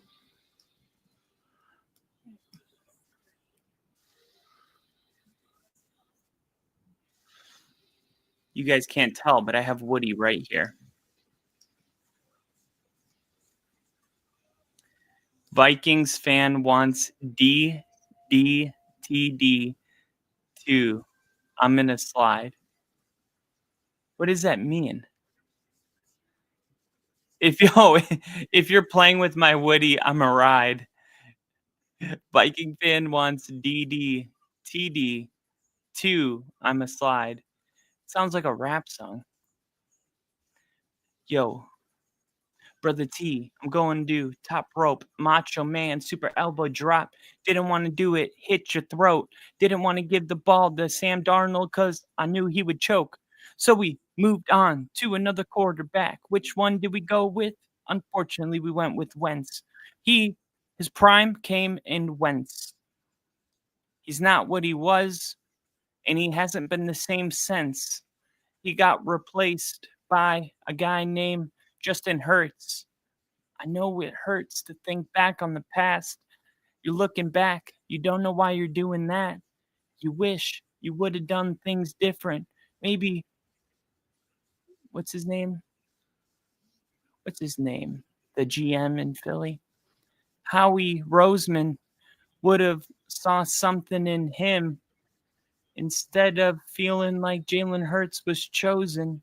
I don't know. I don't have a beat. I don't have a beat. I don't have a beat.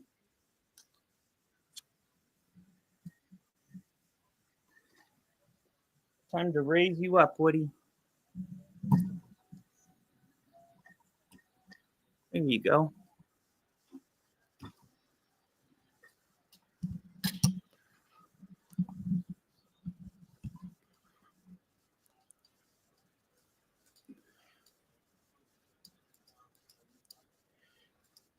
Check, I'm a slide. Haha, it's Woody's course. I'm a ride on you.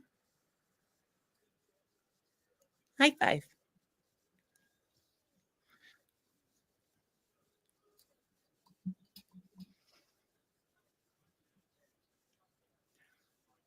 I wish I could. Let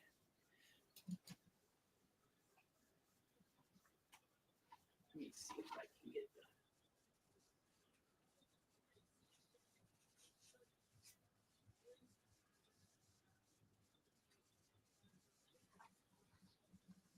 Let's see. There we go.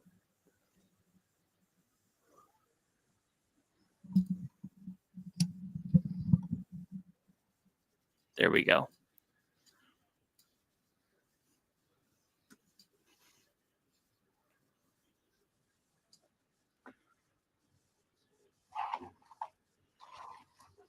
There we go. Young Thug makes good. Oh, yeah. I know Young Thug, Lil Duke, and Birdman.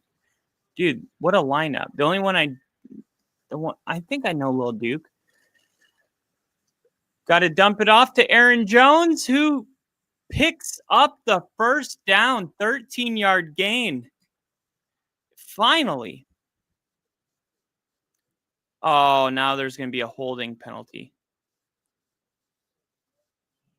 There's going to be a holding penalty.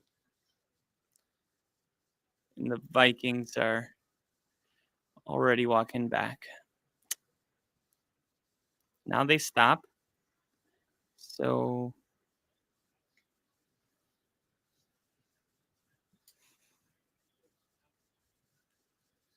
they're going to pick it up.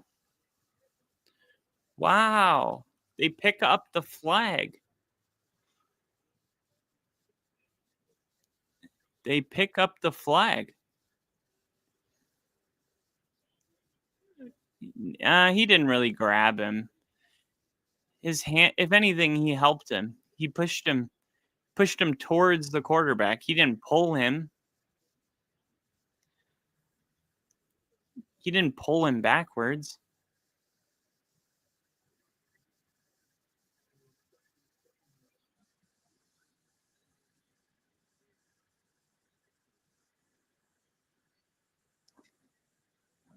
Oh my gosh. Yorsoric? Why not? How about we try to get the ball to TJ Hawkinson? How's that?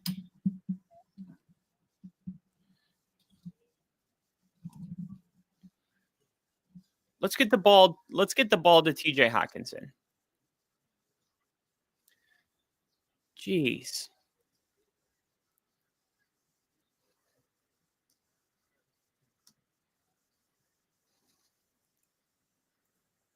Jones?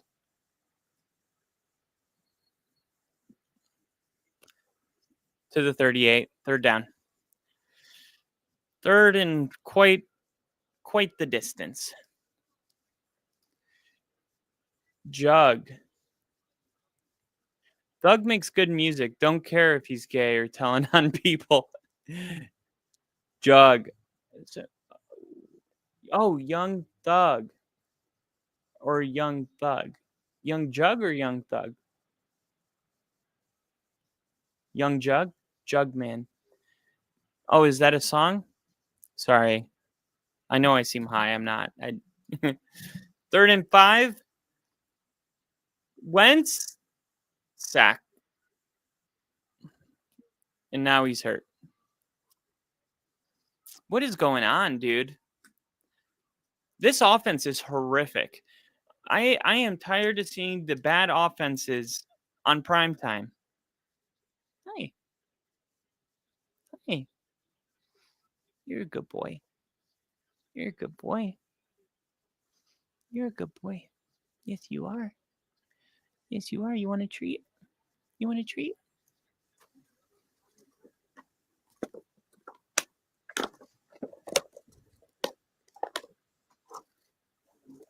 punt. Fair catch at the 15.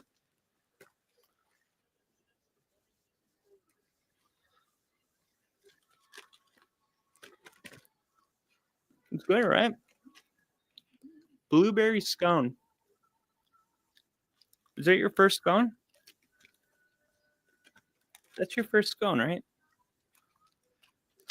Yeah, you've never had a scone.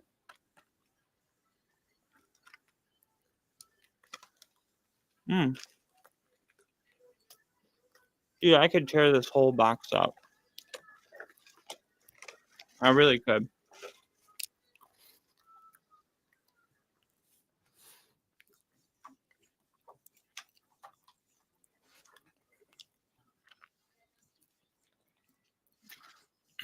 This offense stinks.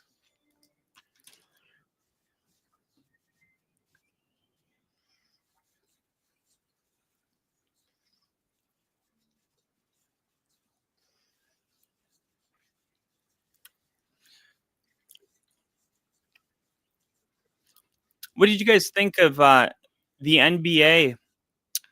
Their first NBA game, right? It was a big deal. The NBA on NBC.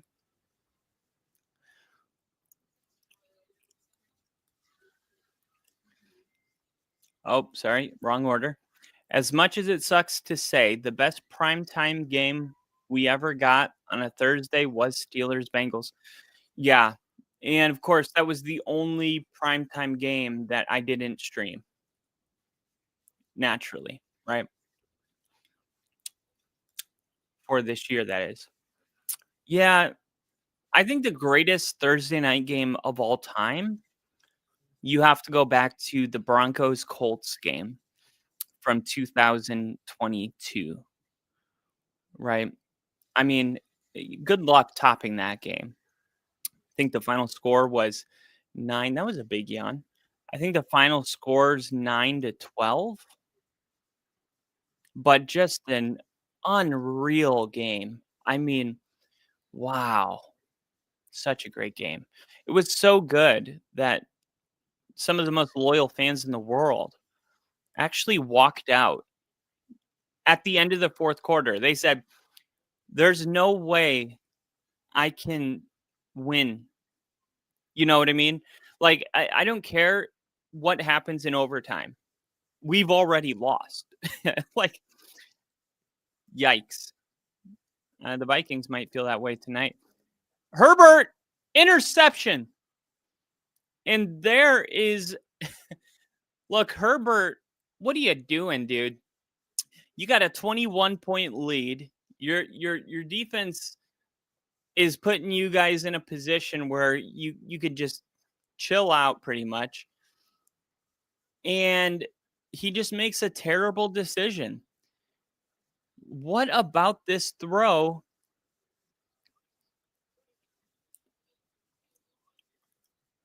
Oh, okay. The ball was tipped.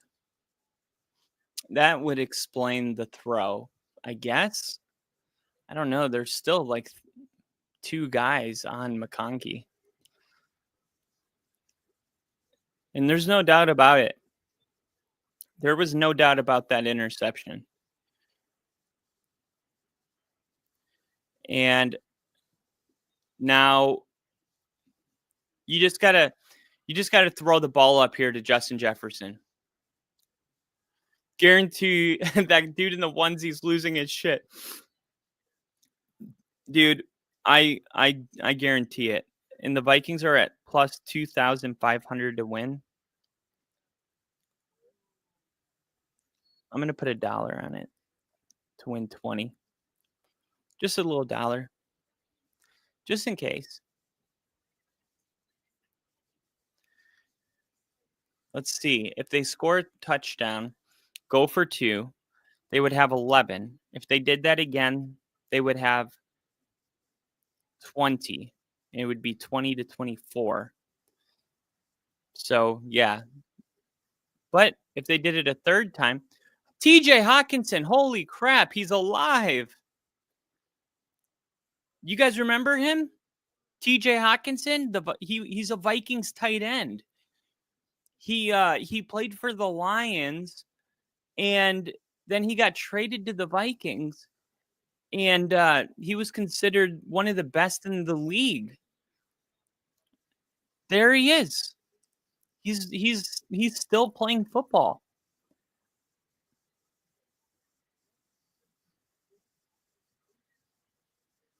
Still playing football. Here we go. And Wentz, that's a throw. Are we going to say that's not a throw? Isn't a shuffle pass a throw? The officials are going to let it roll. I had anytime Chargers touchdown, so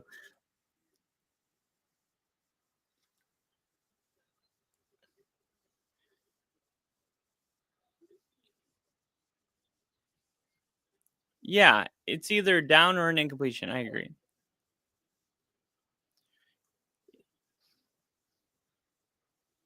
It's either down or an incompletion.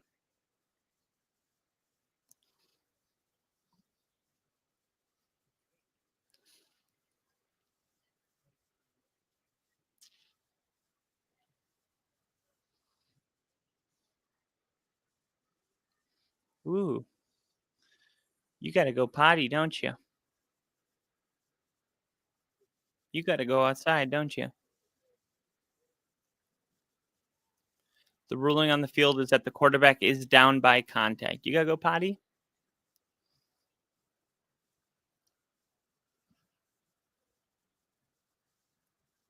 Wow.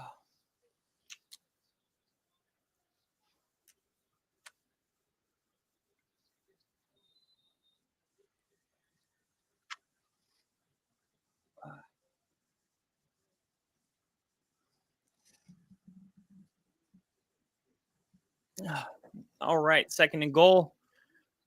And that's not how you want to start that drive. 5:20 and counting. I feel like the Vikings need to have some urgency here. I don't like how, I mean, they're playing like it's a 10-point game. Bro, you're down 21. Let's go. I heard that going through my bag. He was going through a grocery bag back there, and I heard it. And then I turn around and he like comes running up, sitting like he wasn't doing anything. I'm like, bro, I heard the bag. You were going through there. You're not fooling anybody. I saw you. I saw that. I saw that, dude. 4th and goal, so they got to take the points here and at least make it a. I don't see what the. You make it an 18-point game, then you could get another field goal. Oh, now they could go for 2. Oh, wait, no, this isn't an extra point, dummy. Wait, but wasn't there a player running off field? Did he get off field before the snap? Oh, we're just not even going to discuss it. Okay, cool. We're not even going to, we're just going to pretend that didn't happen. Okay, so let's work this out on paper, okay? It's 6-24, okay? So we are in a 18-point game, the same as halftime. 18 points. So in order to make it a 10-point game, look, because they're having a hard time scoring, okay? But the way it is right now, the Vikings would only need 1 touchdown in a 2-point conversion, and then they can just kick 2 field goals. So I like them going for the field goal here because it sets them up so that if they go and get a touchdown and go for 2, then it's a 10-point game, and then they will just need to, on one of their drives that maybe they can't get a touchdown, they get a field goal and make it a 7-point game. So 18 points, we're looking at 1 touchdown. Or I'm sorry, 18-point game, we're looking at 2 touchdowns, 1 2-point conversion, right? And that would make it 15, and then 1 field goal. All right, there it is. The Vikings need 2 touchdowns, 1 extra point, 1 2-point conversion, and a field goal to tie this game. Do they have how many possessions is that? That is 3 possessions. Okay. So, yes, the Vikings are in the game. It's a 3-possession game in the third quarter. Thank you. There it is. 12 guys on the field.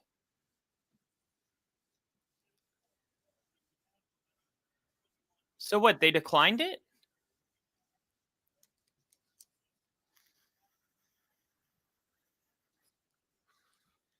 Okay, so now they're going for it. Okay. Good. This is the right call. Kind of. I mean, the field goal does matter. I just showed you why. The field goal allows you. Look, it's a 3-possession game, whether you kick the field goal or not. You know what I mean? If you kick the field goal now, then it allows you to kick the field goal later. If you go for it now, well, then field goals are no good from here on out. You're pretty much saying we're going to go for it. And this is tough. They're on the 9-yard line. 4th and goal from the 9. Here we go. Carson Wentz looking. Dude, you got to at least throw the ball. Sacked. There's a flag. Bro, you can't stand there for 4 seconds and not make a move. I'm not even going to blame the offensive line. How can I blame the offensive line when you're just... It's going to be a first down. Wow. So the Vikings catch a big break here because that was just really inexcusable. It's going to be on Jordan Addison. And there's nobody open, I get that, but I don't know, like, get outside the pocket, bro. Don't just stand there. Hey, nobody's open. I should probably move, right? Isn't that like going on in a quarterback's head after 3 seconds of being in the pocket? Like, look, if nothing's there, I have to bail. But under no circumstances can I just stand here when there's clearly nobody even close to being opened. Like, it's not like someone was going to get open any second now. Here is a throw and a caught. Touchdown. Jordan Addison. Jordan Addison scores a touchdown. And all of a sudden, things are looking a lot better for the Vikings. Now, they don't need to go for 2 because it's a 14-point game with the extra point. Justin Jefferson just needs 3 more receptions for the rest of the game. Honestly, things are looking okay.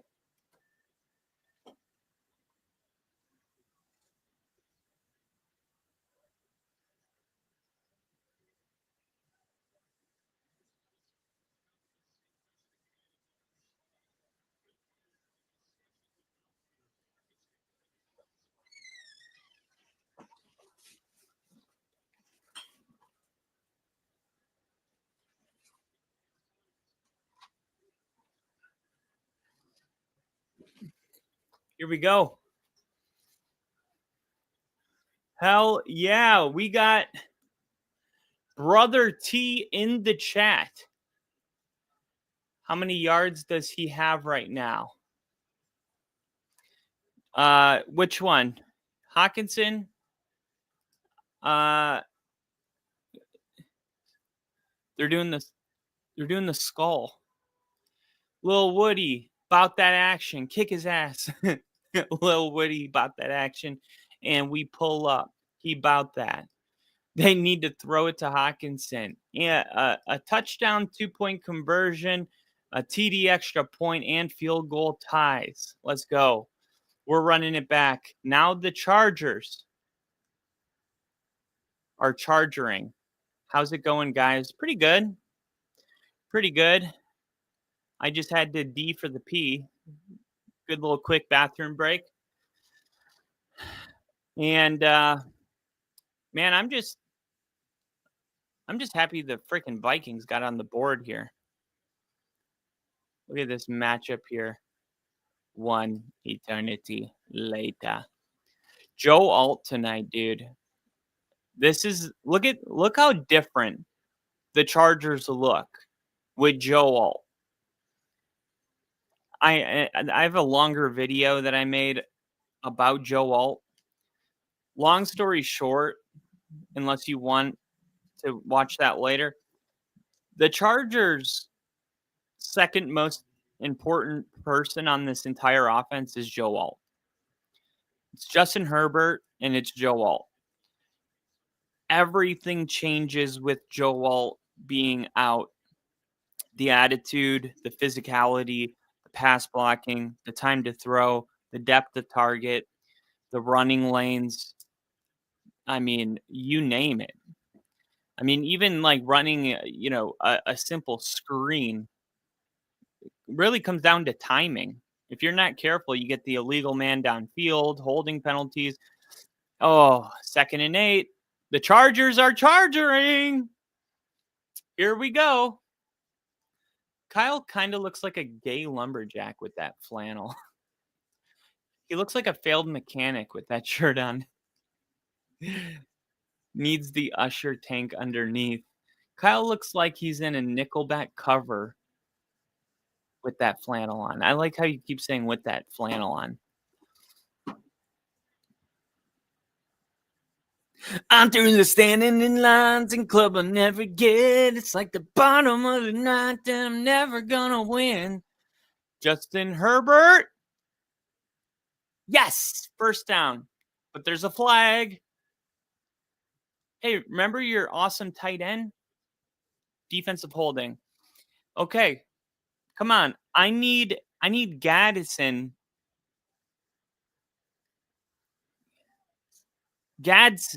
How do you pronounce that? Gaston. I need Gaston. No, but there's a D before the S. Gadsden. Gadsden. I would almost guarantee that the second D is silent and it's Gadsden. I don't see how it could be any other way. But anyway, a weird name. Gadsden. Oh, look at Vital. There he goes. Finally picking up those yards. Let's see. So we got Gadsden with 77? How many yards rushing? No way he has 10 rushing. Oh, that's receiving. Gadsden has that. Aaron Jones, that. Vital, 20 receiving yards. Where's the rushing yards?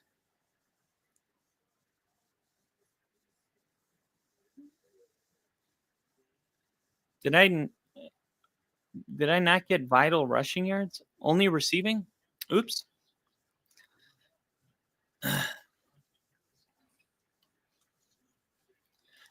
Oh, I love Nickelback, but being in a Nickelback cover band at 31 is crazy work. So gay, 90s rom-com main character. I love how everybody's just in on this. I just went to that podcast room we raided. They're holding onto ropes. Why are they holding onto ropes?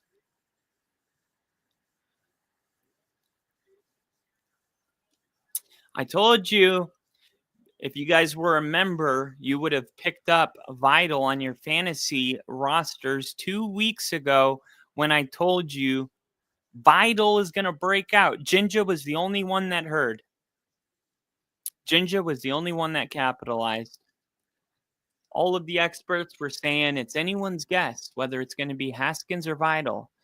And I guess the only one that said, wait a minute, one of these guys played under Jim Harbaugh his entire collegiate career. Wouldn't you get the guy that, wouldn't you say that the guy that was a Michigan Wolverine with the head coach would probably be the guy that gets the edge here? And look at that. What was that? 18? Was that 18 carries already for 80-something yards? 2nd and 5. Got to hold them to a field goal. That's their bet. That's their only hope. Dude, they're not even passing it anymore. Come on. I need Gadsden to get 30 yards or 27 yards.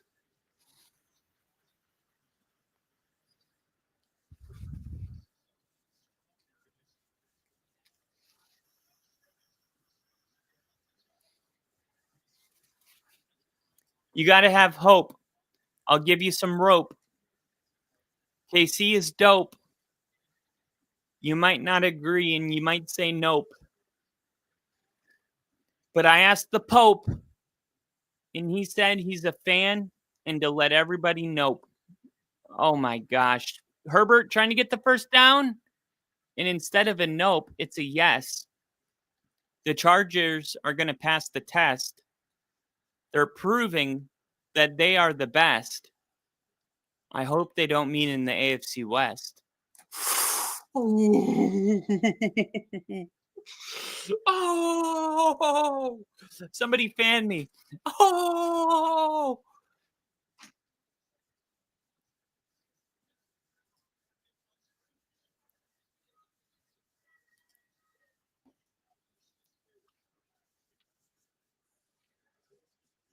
that's the end. 1 quarter for the rest of our lives. 1 quarter for the rest of our lives.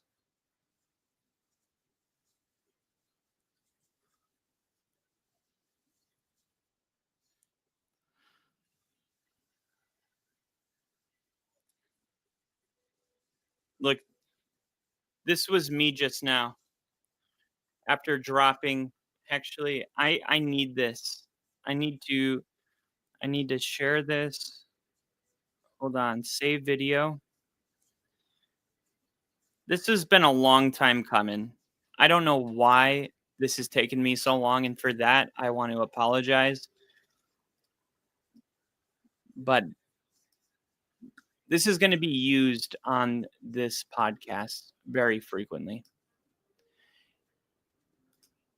Be like Propa. you gotta believe. His shirt says, "Look at my toolbox," but his voice says, "Let me call the landlord, babe."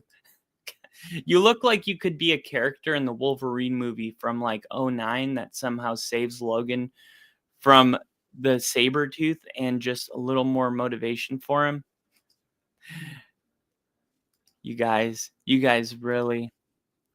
Kyle's flannel looks like he builds birdhouses with his feelings. Wow, that's good. Can't even be mad at that. Kyle's shirt says he's a wingman to Tim the Tool Man, Taylor's wingman.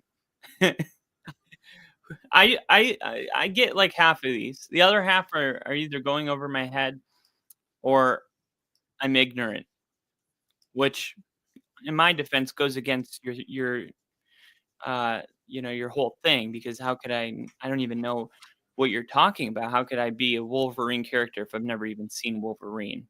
You know what I mean? Now, this is the way it's going to be. Next time, oh wait, no, this is I uploaded it in the wrong spot. Hold on. Okay. Next time I draw bars like that, we're going to get this.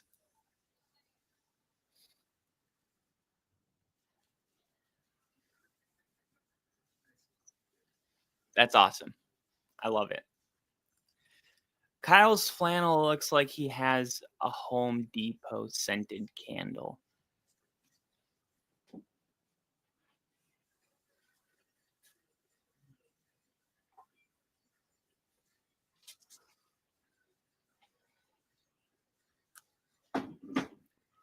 It's not Home Depot, but it's in my home.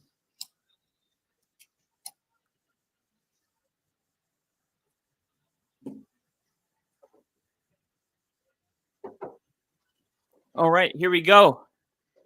Herbert is going to run it again. Dude, throw the ball. God, what happened to your tight end?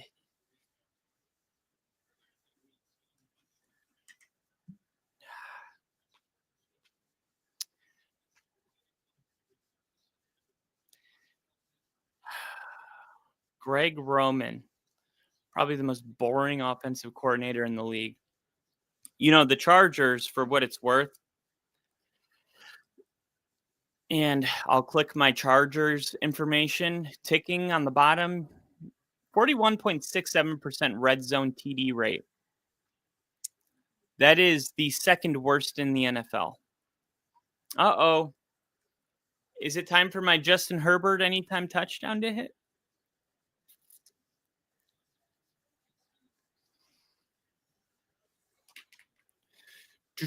Justin Herbert. Oh, gross. I don't want to do that. Whatever happens, happens.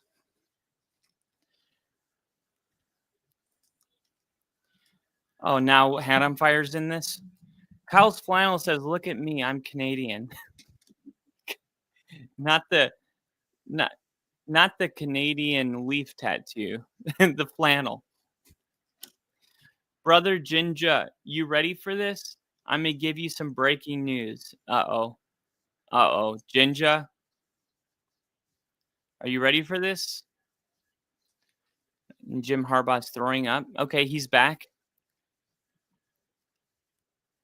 I don't know. Is he having back pain or something? Jim Harbaugh?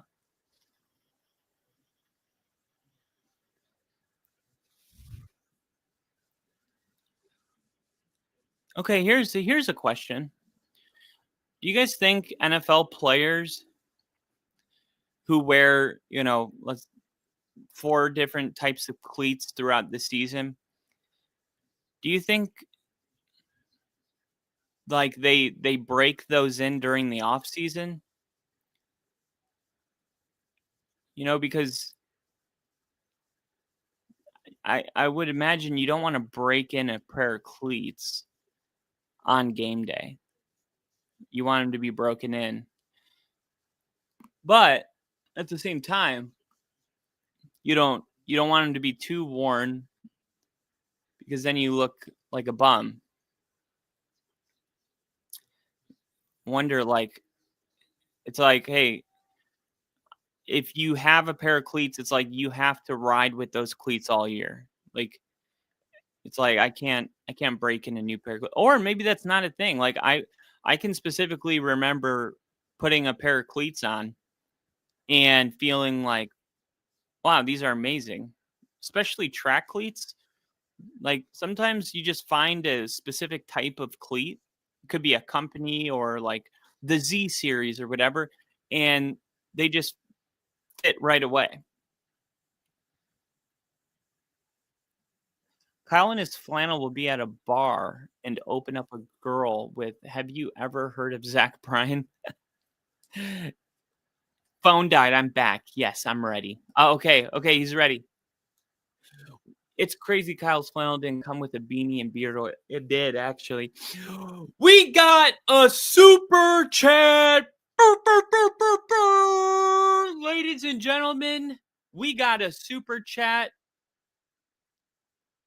I just wanted to say thank you. Thank you for the super chat. You are the man, Little E, and you deserve a standing ovation for that. Lil E with the and Herbert. But there's an offsides. There's an offsides penalty, so we are going to go backwards.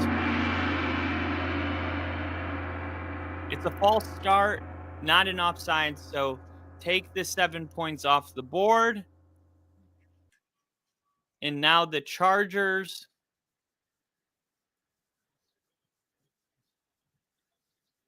are going to... Oh, I didn't see much. Where is it? Let me see again. Where is it? I don't see anything. What are you talking about? How can you call it? Wow. Touchdown anyway. Trey Harris. So basically, that did nothing besides take my anytime touchdown off the board. Why did they call a penalty on that? I didn't.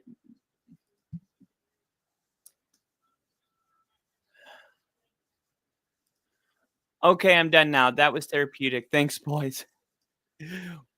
Write that down.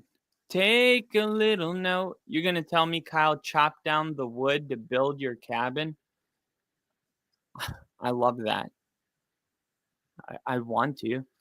Looks like a dude out there in the water rolling on logs against another dude in a flannel. He's rolling logs against other dudes. All right. Just not trees involved. Prime is going with the not like us at the commercial. Wow. And I took that personal, says every Vikings fan in the world. Kyle shirt's the type of shirt a buff dude in Minnesota would disappointingly say, Wentz, what happened to your tight end? Lil E. Bro T, please be kind to your brother. KC, coming in clutch. Lil T, hell yeah. Yo, KC, Tyler, those were classic. Yo, you know it, brother Jinja. That's for you, big dog. Home for me will always be here. You the man. You the man, Lily. You the man. Ah, man. I'm starting to think Gadsden might be done for the night after the first quarter. Hawkinson, only 14 yards.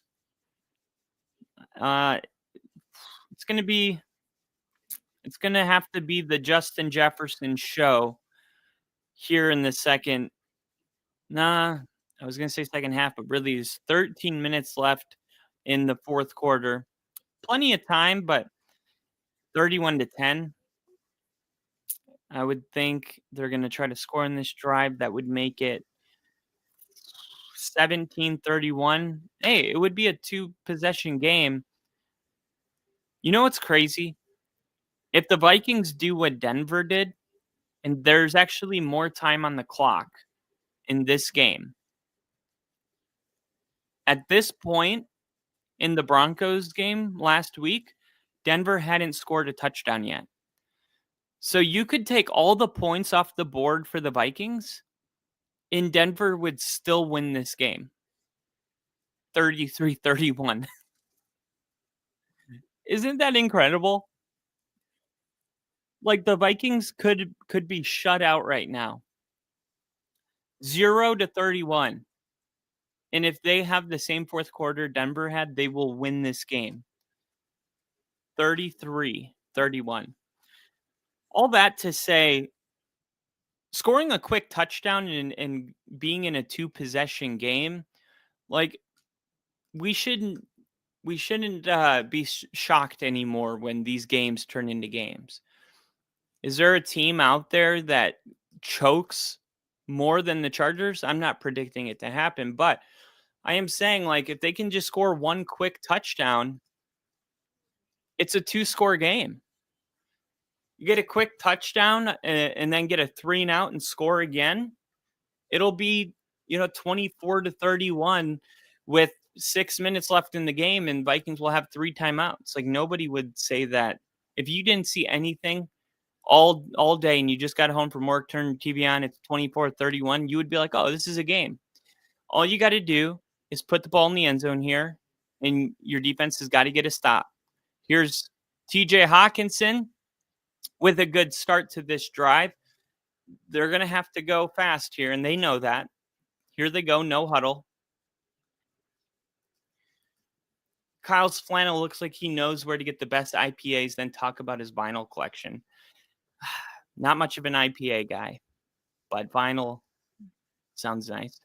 This is my top 5 favorite streams. Love it. My boy, send me your shirt size and mailing so I can send you a Colt shirt to wear during a game. Oh! Interception.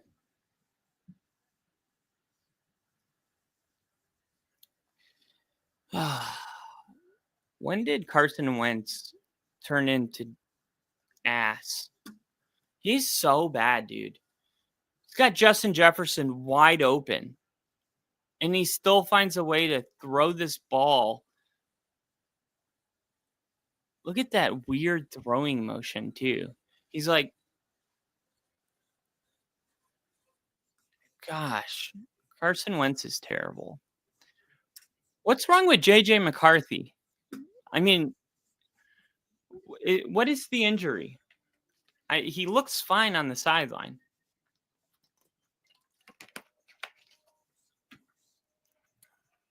Why is he so hurt?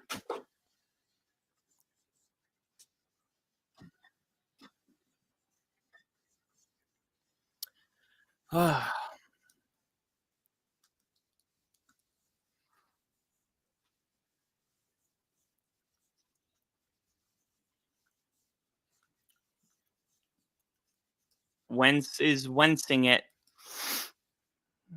Kyle looks like a dude with the wrist strength of Thor in the shirt. Got it for 2 reasons. Wood and harder wood. Dude, he was effing awful for us years ago. Was done before Matt Ryan, really. Yeah.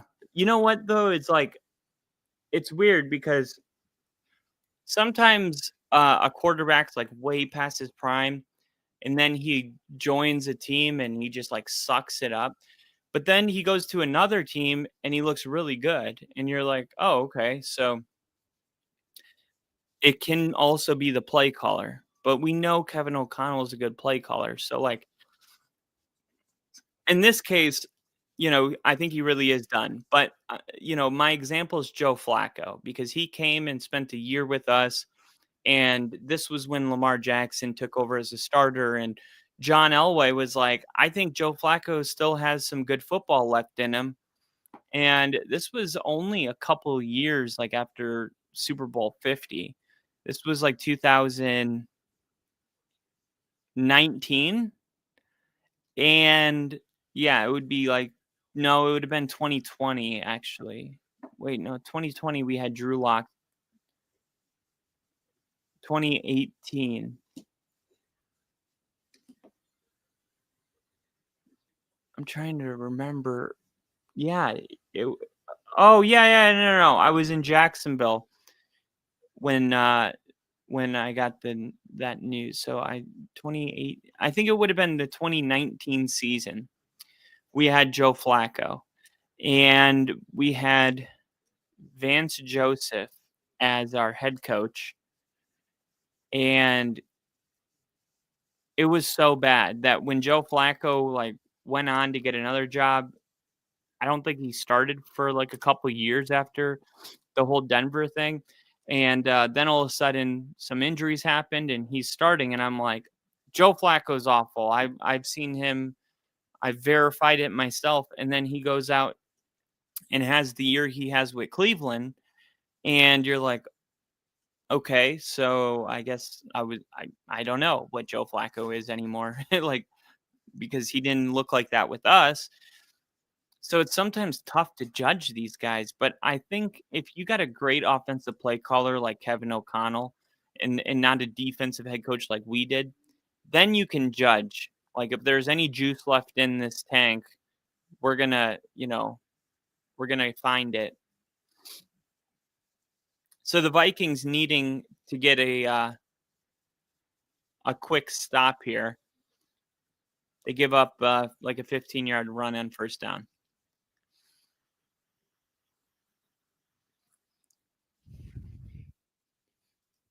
I just turned I just tuned into the game in time to see Wentz throw a pick. We got Crafty in the chat. What's up, Crafty? Vikings need the $6 million man. They got the Tin Man from the Wizard of Oz. Brother Crafty. So when are the Vikes going to put Sam Darnold? When are the Vikes going to put in Darnold? Oh, wait. Ooh. Well, at least they still have Daniel. Oh, wait. Dude, I didn't even think about that. Holy crap. The Vikings had Daniel Jones and Sam Darnold. Okay. Can I steal that? Can I go ahead and steal that? Because that's going to happen. I got to steal that. That is amazing. Great work. 2nd and 11. I totally forgot Daniel Jones. In my head, he went from the Giants straight to finally a negative play for the Vikings. Wow.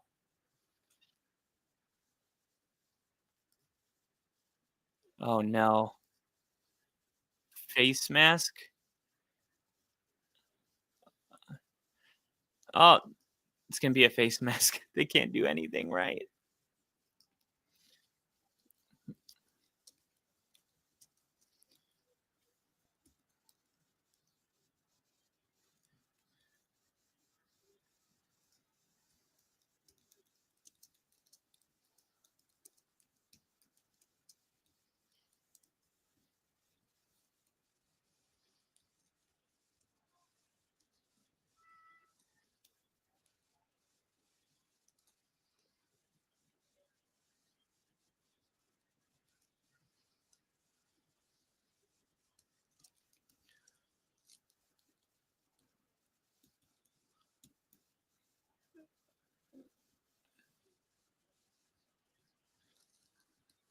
Oh.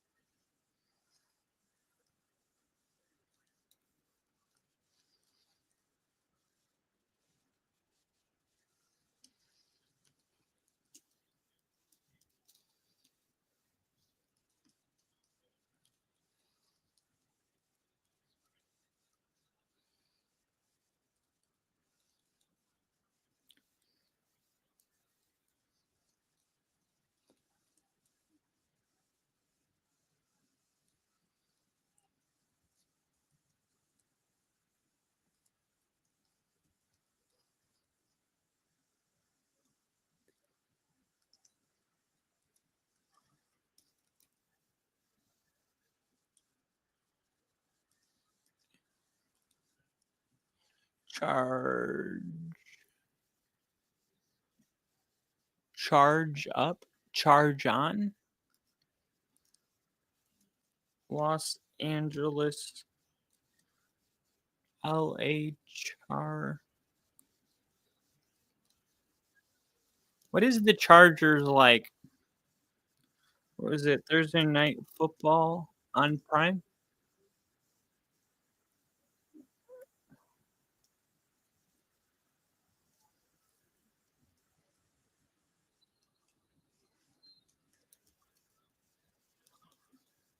Wow, I can't find.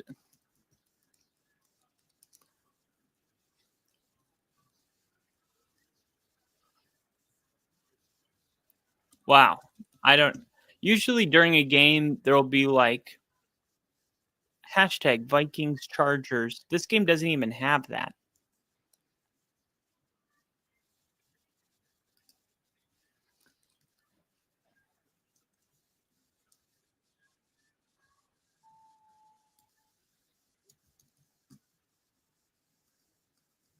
Cameron Dicker? It is good.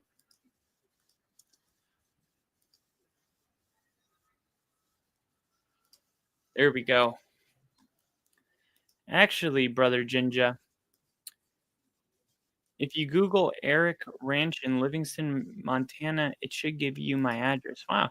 And I'd proudly wear it during the Steelers game in honor of you.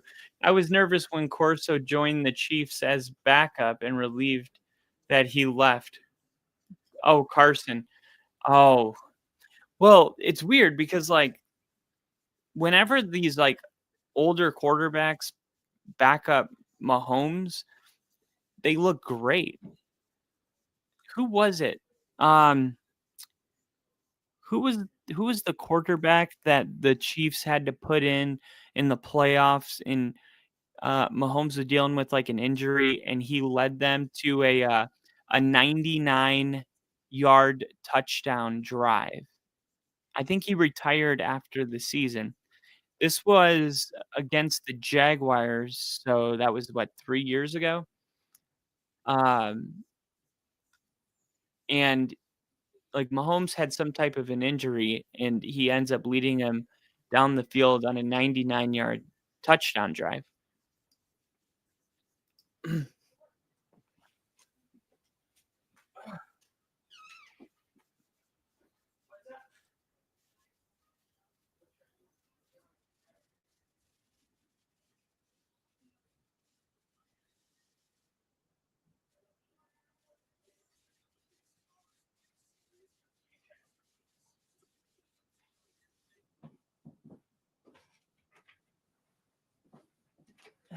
Is it the black one?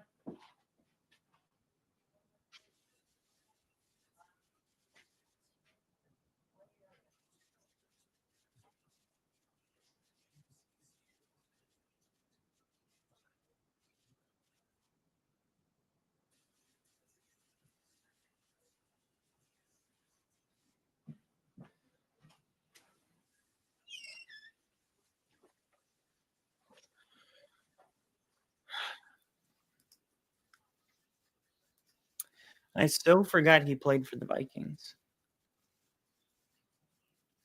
Neighbors is out. Oh shit, I thought you said Giants. Yeah, dude, Vikings had the run of her here recently and passed all of it away. Oh yeah. Kyle did say Giants because he thought Daniel Jones went from the Giants to the Colts. Yep. I was You're good. I thought it was funny.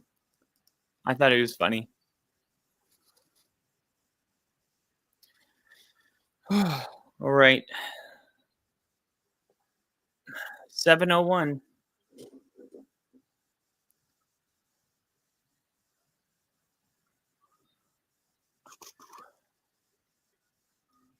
What is this? 24-point game. Scored 33 points in the fourth quarter after being shut out through the first 3 quarters. So you're saying there's a chance? Oh, they're saying that's Thursday night football talk. I thought they were just putting that out there to say like, so the Vikings could technically do it. Touchdown passing leaders.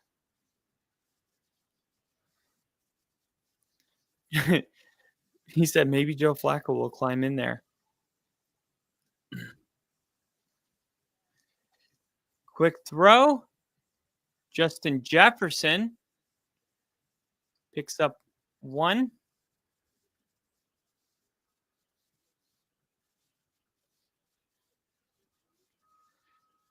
Trying to go fast here.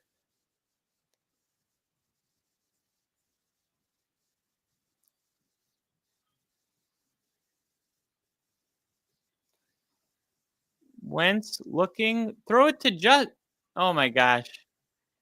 He just waits too long. Like he had Justin Jefferson there. It was Chad Henne that did okay. I was wondering who that was. Thank you. I noticed the sound effect earlier and it was sweet, by the way. I was too busy making fun of you. Which one? Was it the penalty or the clapping?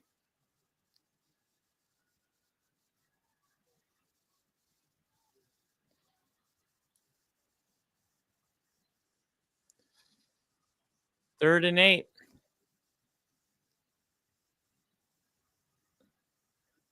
Ginger said yes. Yes. No, I said I said the negative. Okay, the penalty. I was like, was it the penalty or the clapping? And he's like, the negative or yes. Yeah. 4th and 8. They're going to have to go for it here. And if they don't, it's going to be time for a negative sound effect.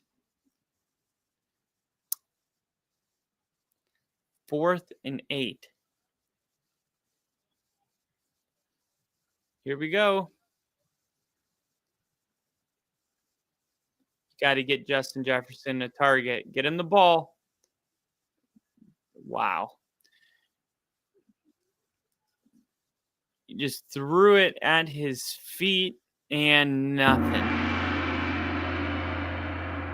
Over on downs for the Vikings. Carson Wentz is just being a big baby today. He's on the ground wincing. And he's not even like, I don't know, like these hits don't look that bad. I feel like he's just like, oh, I'm doing a really bad job, so I got to be in a lot of pain to justify this. The old, I made a bad mistake, I'm hurt. Pro Football Hall of Fame first-year candidates. We got Drew Brees coming up. We got LaShawn McCoy coming up. We got Greg Olson coming up. The late, great Jason Witten. We got the Marquise Pouncey. We got LaShawn McCoy and Larry Fitzgerald. Man, I feel like okay, Larry Fitzgerald is number 1 on this list. Over Drew Brees for me. But that's because like Drew Brees is obviously getting into. I think it's going to be Drew Brees, Larry Fitzgerald. I think Phillip Rivers is going to have to wait a little bit. I think he'll be like a debatable one. What about Eli Manning? Is Eli Manning, how's that debate going lately? I know it was a hot debate a couple years ago. Did we just stop talking about it? Is Eli Manning like any news on that? Let me check.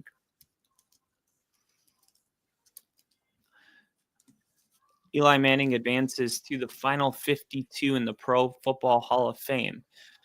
Okay, so that's 1 day ago. Eli Manning is among 52 modern era players who have advanced in the voting process for the Pro Football Hall of Fame class of 2026.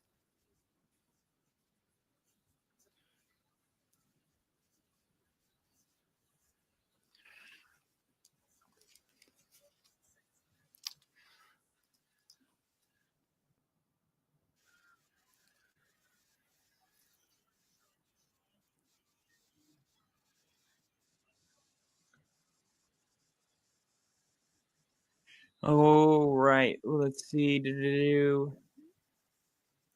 Oh, Casey said that touchdown drive was the 12-play, 98-yard. Now they're just going to run it. They're just going to run it. They're not throwing it.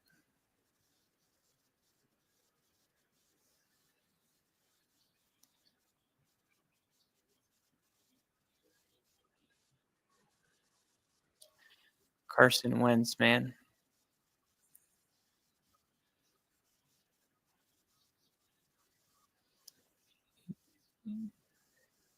Man. You just gotta be a little more emotionally stable than that.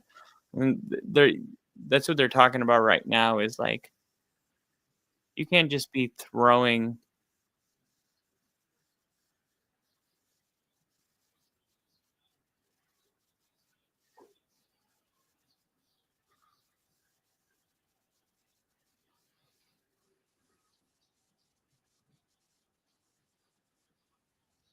Carson Wentz looks like he's crying, man.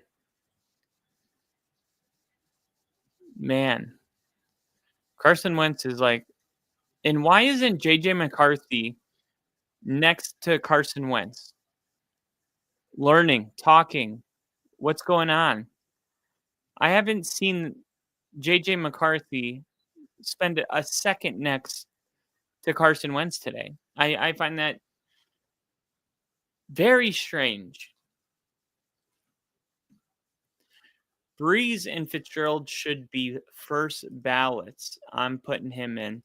Patriots can suck it. Thank you, Eli. Love you, Bill. Yeah, I definitely first ballot for Larry Fitzgerald. No questions asked. I don't think there will be any issue with that. And then same with Drew Brees. You know, he was always going to be first ballot guy. He just has way too many records to not be. And the Super Bowl, look, honestly, you could take the Super Bowl away and he would still get in. Probably first ballot. I can prove it. Is Dan Marino, was he a first ballot? Because if he was, so would Drew Brees have been. Was Dan Marino a first ballot Hall of Famer? Yes. Yeah, you could take Drew Brees' Super Bowl away and he would be first ballot.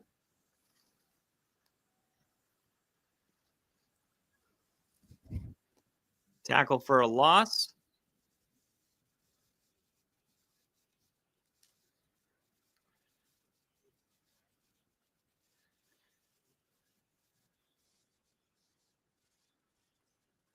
All right.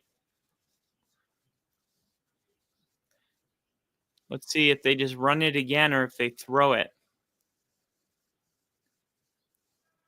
I'm sure they're just going to run it, step back and hand it off.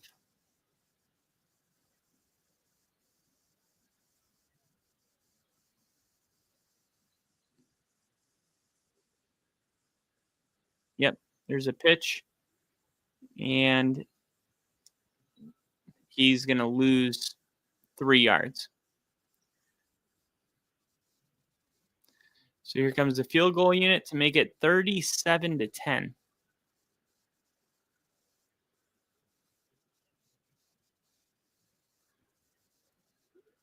Yep, 2-minute warning. I would try a hard count. Well, you're not fooling anybody.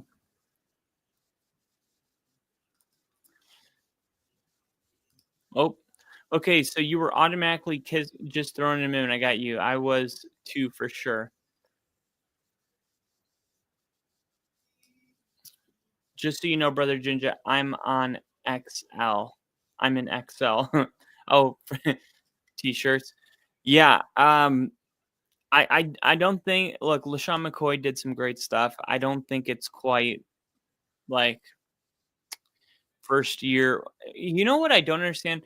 How come some players are like their first year is eligibility is 4 years after they retire, and then other players are first year of eligibility is 10 years after. Like LaShawn McCoy's been out of the league for a long time, and his first year of eligibility is the same as Drew Brees. I don't understand the Hall of Fame. I never question it. I just go with it, but I'm starting to question it.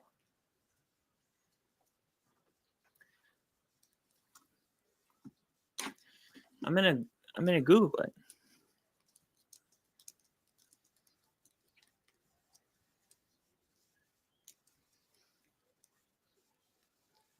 Eligible.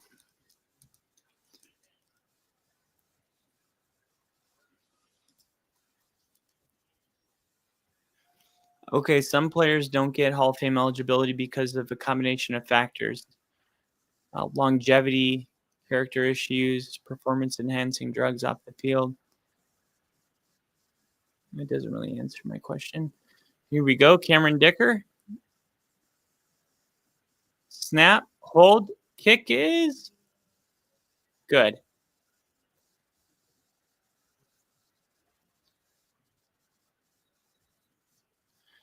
$34-10. So that makes it a more than a 3-possession game.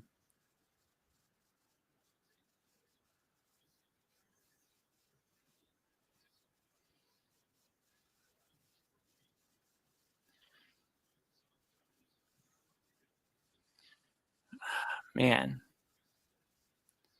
All right. So the Chargers are going to move to 5-3. The Chiefs are playing the Commanders. They're going to move to 5-3.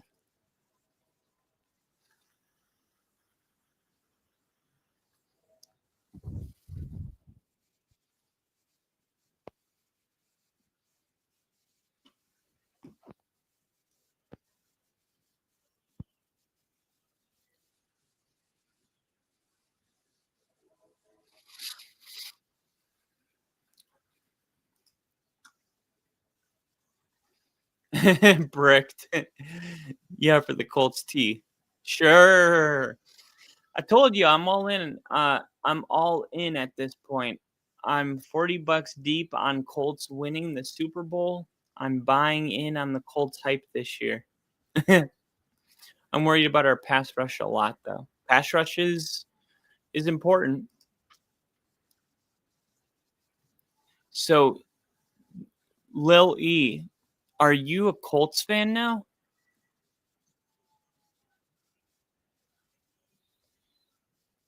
Is Little E a Colts fan now?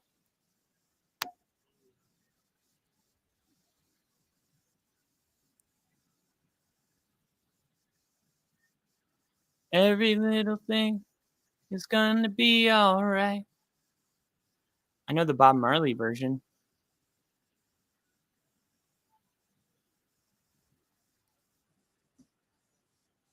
Wow. Look at this kid comes out onto the field. Once again, JJ McCarthy not anywhere near Sam Darnold she's Sam Darnold, Carson Wentz. I just don't understand. Why wouldn't you want to be absorbing as much knowledge as you can?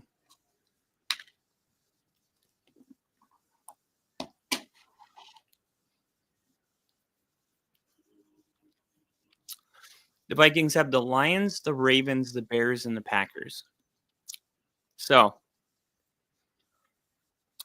there's no such thing as a must win in October, but the Vikings are not they're not far away from finding themselves at 4-7. Adam Thielen drops the ball. Not seeing any Adam Thielen. I didn't realize how little of a role he played in this offense until I saw the over-under on his receiving yards was at 3.5. I thought, why would Adam Thielen have that low? I didn't realize that he just doesn't even play.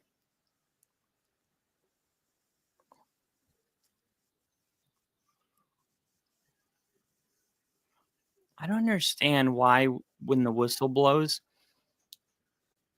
when teams just refuse to stop until the player hits the ground. It's like they blow the whistle. It's 5 seconds of the whistle blowing, and they're still dragging this dude until he hits the ground.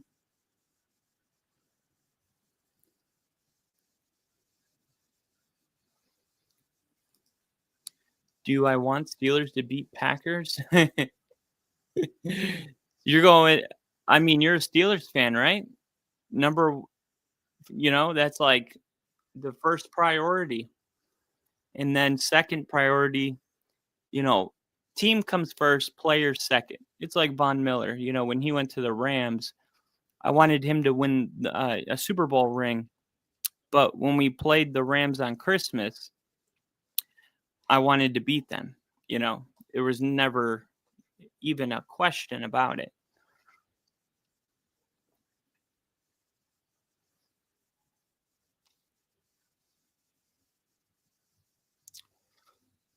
First and 10. Look at this guy's moving the ball.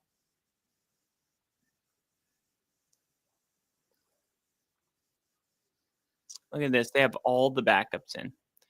And that is going to put this dreadful game to an end. Wow. Well, on behalf of Thursday Night Football and streamers all around the world, just want to apologize. I'm glad we had fun because the Vikings did not put a good football game together, and we mentioned that this was probably going to be that type of a game. The key factor here was the Vikings on a difficult short week and traveling from London all the way to the United States just to go all the way to LA. And the Chargers were just a better overall team anyway. Joe Alt coming back in this game solidified the offense. Their ability to control the game was never questioned. Joe Alt just brings that to this team. He's the second most valuable player on the offense. But like I said this morning, the scheduled planners didn't do Minnesota any favors this week. That is a rough schedule to go from London all the way to back to Minnesota, then to go from Minnesota all the way to LA, and then not even just that would have been difficult enough on a regular week, but this is Thursday Night Football. So you're basically, you usually get Mondays off and then Tuesday, but like when you play Thursday night, everything changes because you're playing on Thursday. So you're flying back on London on what would normally be a day off on Monday. You have to go to work, and then Tuesday and Wednesday you're doing install on Tuesday, and then you do walkthrough Wednesday, and it's like, okay, now we got to fly to LA. It's actually insane, and I hope the NFL doesn't do this anymore. There should be, I think the NFL gives you an opportunity to decline a bye week after an international game. Now, for the teams that decline the bye week, they should at least have a home game. There should be no scenario where a team goes internationally, comes home, and then goes on the road. And if they're not going to do that, then at least make sure that the teams that go international don't come home then to go on the road on a short week. At least make sure it's not happening on Thursday Night Football. Unfortunately, this was the perfect storm for the worst travel schedule maybe I've seen, period. This is pretty crazy. So it's hard to judge a team on a week like this, but at the same time, the Vikings just haven't been great recently. They were playing Philly last week, and man, the Philadelphia Eagles were on a 2-game slide, and all of a sudden the Vikings looked good. I mean, the Eagles looked good. So like the Vikings are becoming a get right opponent, and that's what's crazy is that the Vikings were so good last year, and now they're considered a team where if you see them on the schedule, you're like, we should win that game. And that's just a far cry from what they were last year. Remember, their bye week is in the rear. There's no bye week. Okay. So actually, I was wrong about this. They did have their London game right? They played, what was it? They played the back-to-back London games, right? Because they played in Croke Park in week 4. Week 5, they played in Tottenham Hotspur Stadium. So they played 2 games back to back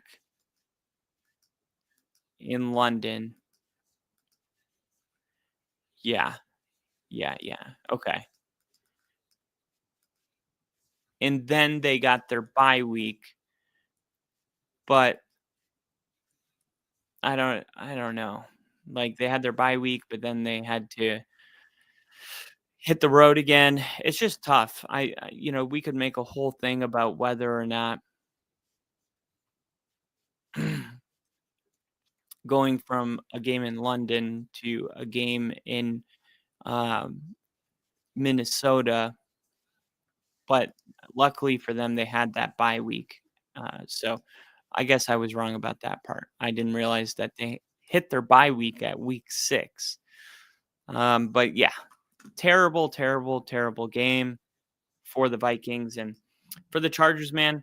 Uh, they were an 11-win team last year. Like, they're gonna continue to be good. Like, they're gonna they dealt with a lot of injuries. They started losing, but don't think for a second that the Chargers aren't going to be in the playoff picture. And I said to Rick, in just 3 weeks, it's amazing how much their perception of a team changes, because the Chargers win, their first 3 games, they're undefeated, and everybody has them like number 3, number 2 in the top 5 in all of their power rankings, and then they lose Joe Alt. They lost Rashawn Slater already. They lose their linebacker, um, and the linebacker that was with the Raiders traded to the Bears back to, what's his name, Khalil Mack. They just lost so many weapons, and yeah, look at that. They started losing.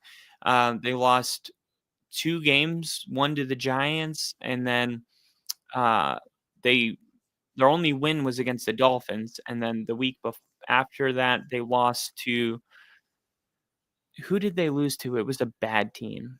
I think it was an East Coast team. It was the Colts. They lost to the Colts. The Colts are a good team. So they lose to the Colts.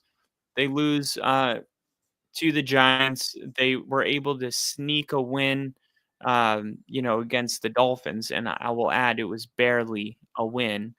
And all of a sudden, everybody's like, the Chargers stink. And then tonight, they're like, yeah, okay, don't get carried away. Like, this is who we are. And I got to say, I'm just not surprised at all. And that's why I don't like to overreact to, what happens when you have a team that is losing their most important players. If it's not going to be like they're done for the year, I'm not going to just forget what like, if CMC, misses a couple games with an injury, I'm not going to forget that the 49ers were 5-2 by week 7. If they start, let's say that CMC's out for 3 weeks and the Niners lose 3 in a row. Well, all of a sudden by week 12, they're going to be a 5-4 team, and everybody out there is going to be like, the Niners stink this year. And it's like, everyone just will forget what they looked like before CMC went down. So people do this every year. They call it recency bias or whatever, but don't judge teams that are going through uh, temporary injuries, because you end up getting, embarrassed when that team comes back and they're like, oh yeah, they're still a top 5 team. Like, does anybody have any pushback against the Chargers being, potential top 5 team after the way they played today? It looks like they have a tight end now that has emerged as one of the best. They got Lad McConkey. They got a big second-year jump, or year 3 jump, from Quinnen Johnston. And then, bringing Keenan Allen back. It's like they have a lot of weapons. They don't have Amari and Hampton. Amari and Hampton's going to come back, and this team's going to be even better. So I feel like the Chargers are going to be. I mean, they're just as much of a Super Bowl contender as any team in the AFC West. I mean, as any team in the AFC period. And I wish they weren't. I truly do. Like, this is an honest review. I wish the Chargers were just bad, like I'm used to them being, but it's obviously not the case anymore, and it hasn't been since the day John Harbaugh or Jim Harbaugh accepted the job. The things were different immediately, and this is just the new normal. But my favorite comment was probably Jinja's Carson's time has, what was it? Came and went, or his prime has come and went. Came and went. I forgot how he said it. It was good. It was good. CJ Wentz. Carson Wentz. Bye bye. That's a good one. I like that one. Let me ask you guys, which game on the Eagles' remaining schedule are they most likely to lose? Even if they're heavily favored. Well, they're not heavily favored in any game that they're going to be predicted to. I'll put it this way. If it's an opponent that we think is like that's their toughest game, the Eagles won't be a favorite. Because the Eagles are a struggling team right now. I don't even know how they've managed to win the games they have won. They're the 30th ranked offense. They're 30th in 31st in rushing yards. I mean, Saquon Barkley doesn't have a game where he's even cracked 85 yards on the ground. They have no identity. They give Saquon Barkley 18 to 24 touches weeks 1, 2, and 3, and the Eagles win all those games. And then A.J. Brown has a temper tantrum, and now, he gets 5 carries against the Broncos, or 6 carries. And then the week before that, he gets 13 carries. The Eagles lose both of those games, and that was the Broncos game, was the one A.J. Brown threw a tantrum, and then all of a sudden Barkley's getting 6 carries the whole game, and then they get embarrassed by the Giants. And then, like, the Vikings, they finally get a win, but like I said, the Vikings look like a get-right team. Like, they won 28-22. Like, they barely pulled it out. I'm starting to have some serious concerns about the Eagles, and I predicted them. I predicted them to win the division when the season started. But when you're the Philadelphia Eagles and you're getting, let's see, the rushing yards are getting better, that's good, but it's not because of Saquon Barkley. Points per game getting a lot better, right? So that's good. Let's go to the passing offense. How's that passing offense looking? Scoring offense, passing offense. Here we go. Passing yards per game. Philadelphia. Okay, they're 22nd. 198 passing yards per game. A lot better than where they were week 5. Week 5 they were 31st.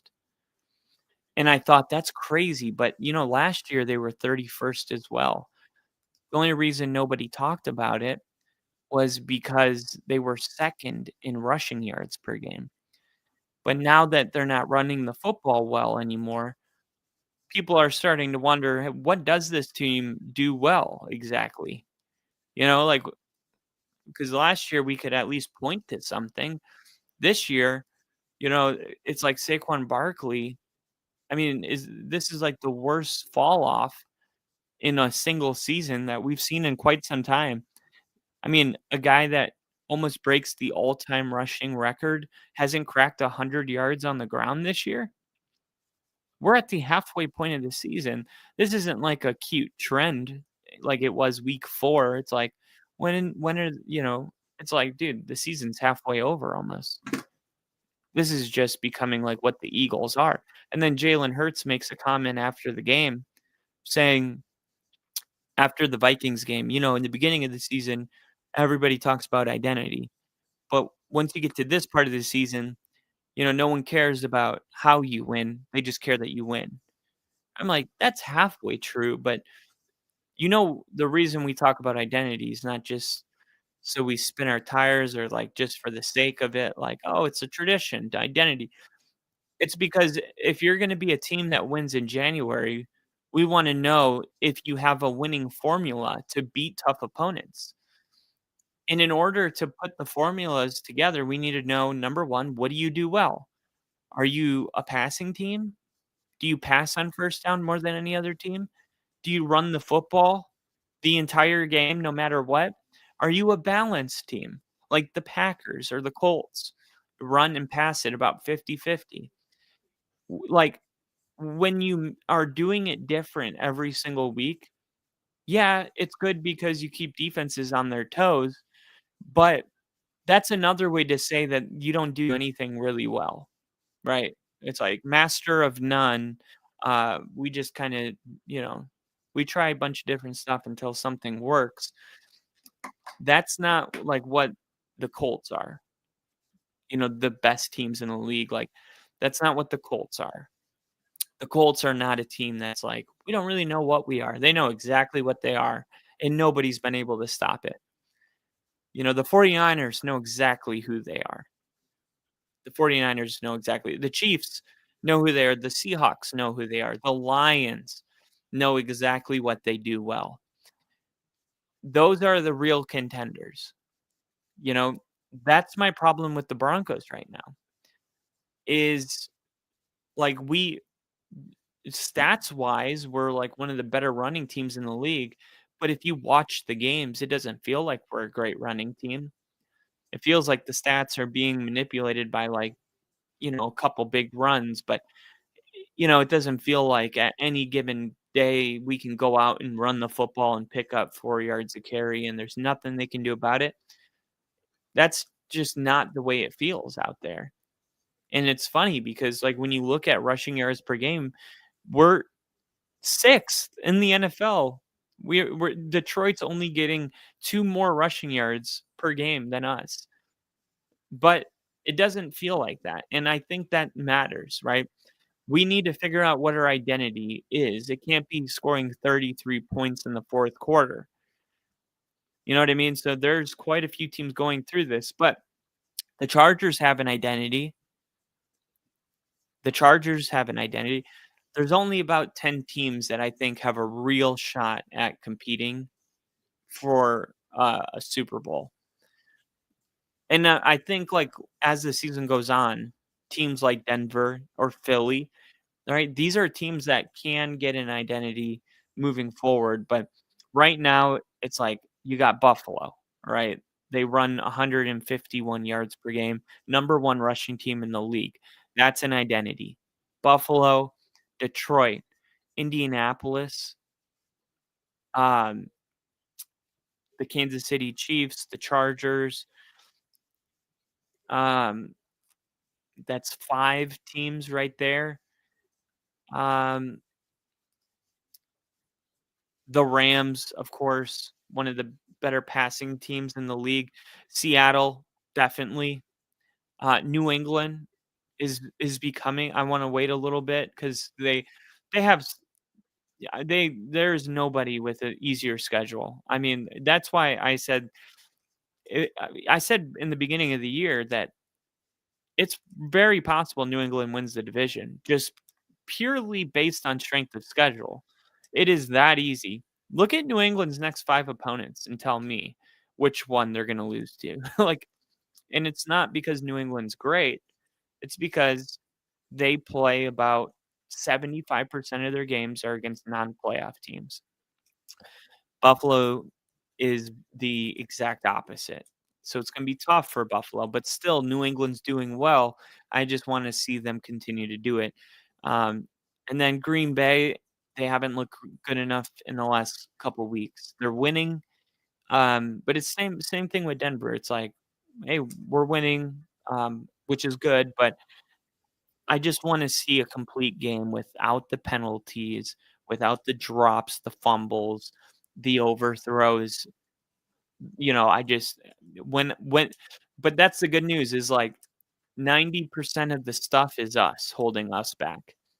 So there's a couple teams that are like, man, if they can just figure that stuff out and really put that stuff to an end, no one's going to stop that team.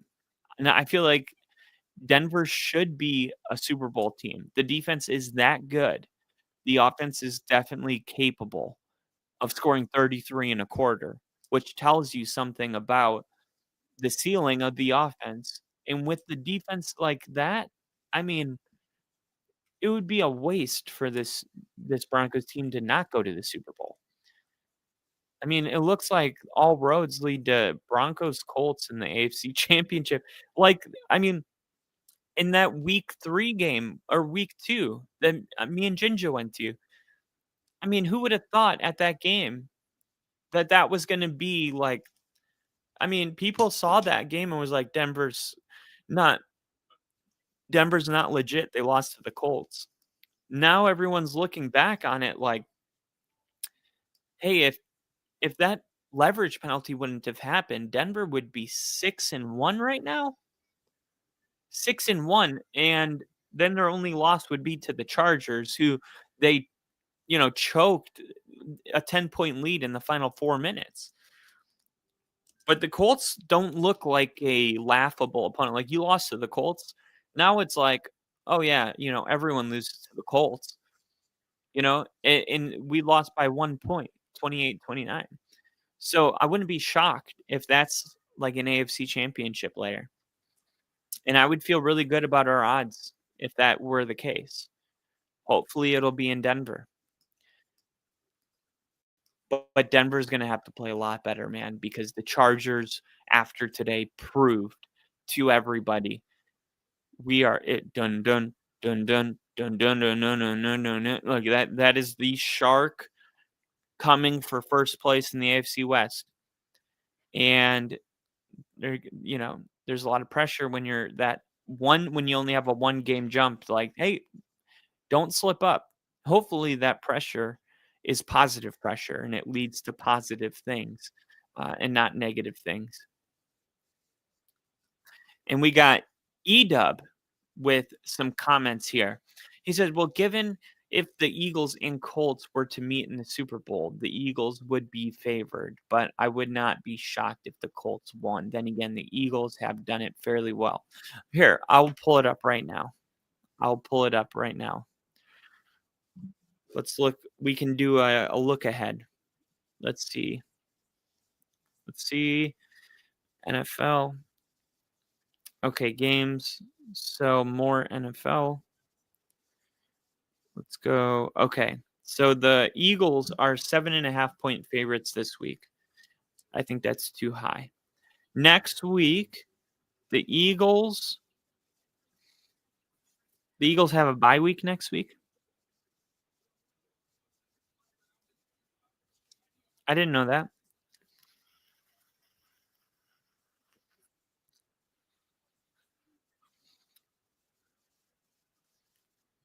Okay.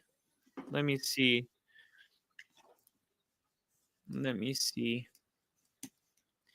Eagles spread.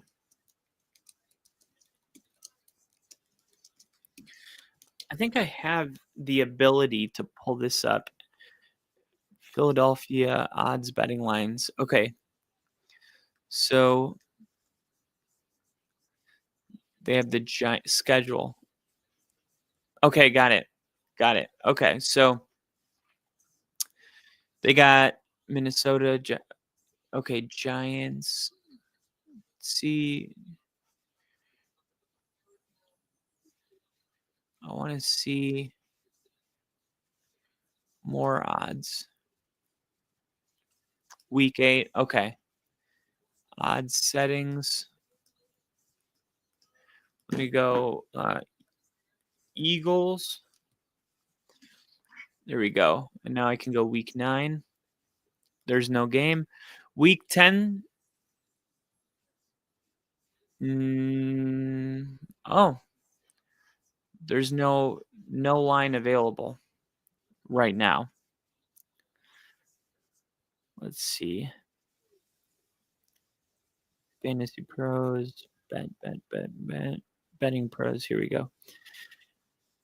Games. Let's see. Eagles. See all.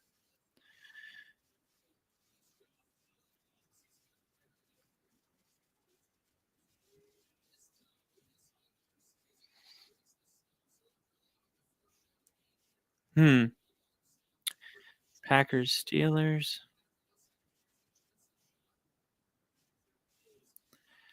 Let me see. Huh. It does. Oh, okay. So it only goes out 1 week. Well, let me just pull their schedule up then.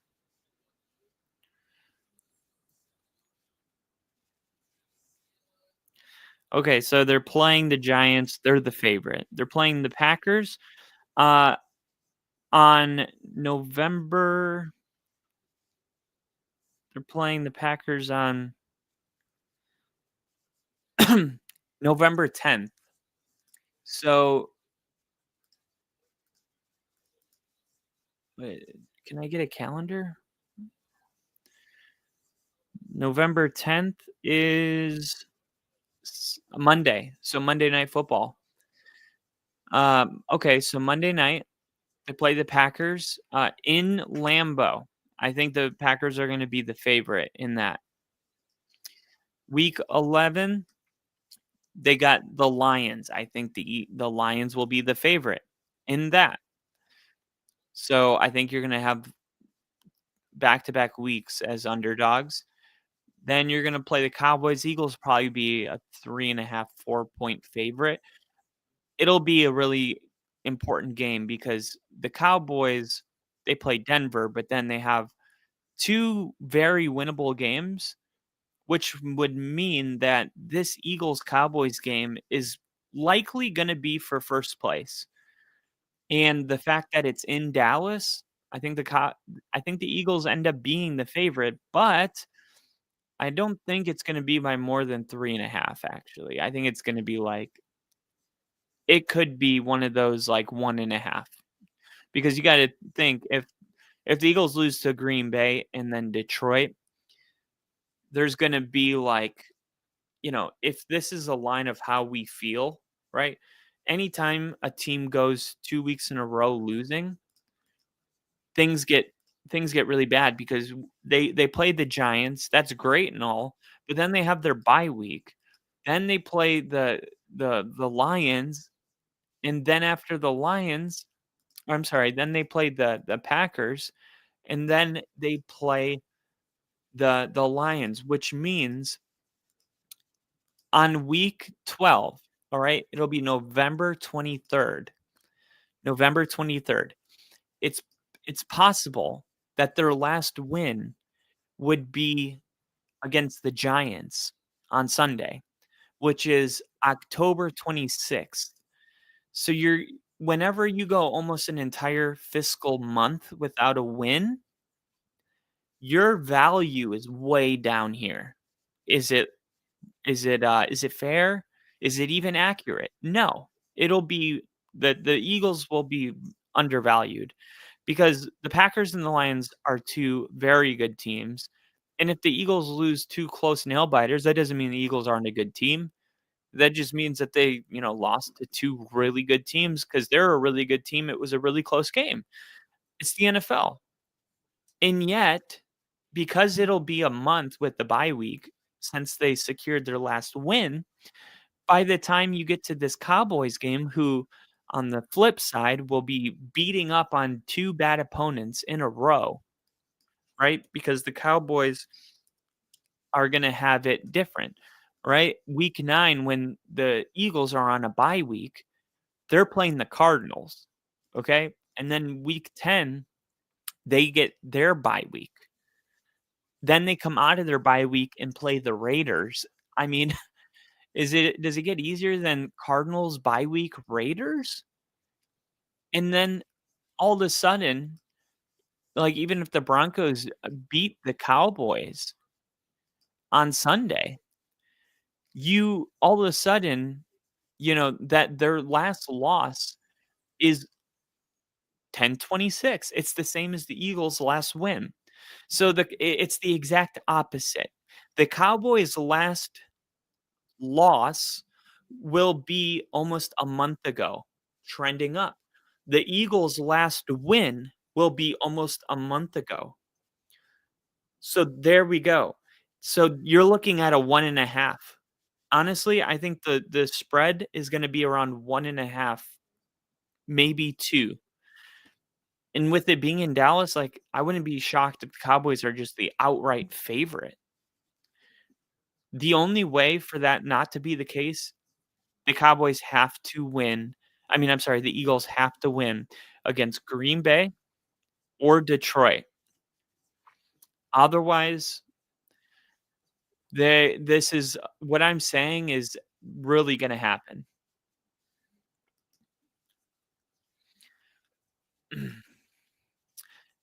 And Lil E said, "If we're being realistic, that seems like a very likely scenario." I think it is. I think it is. I do think eventually the Bronx will get it going, and I feel the same way about Rick's Bears, even if I'm a Lions fan as well. Hey, man, I think it's one of those years where we all have, all of us, all of our teams are doing pretty well. So, I mean, even Ginger's Colts, it's like this is the best year ever, for the fans of this channel and the people running it. We're all happy. Like, there's nobody that's disappointed this year. So, um, couldn't be happier. And if you guys want to join out there, hit the subscribe button, become a friend of the channel. We do live streams on every primetime game. I bring you predictions, I bring you fantasy, I bring you everything.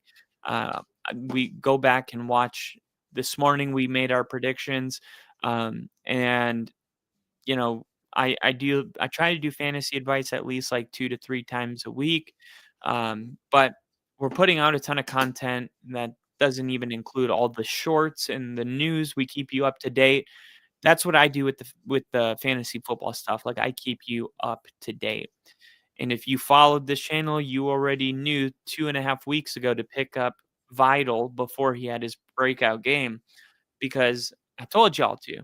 So if you want to subscribe and get that value, feel free to do it. It's free. We don't ask for nothing.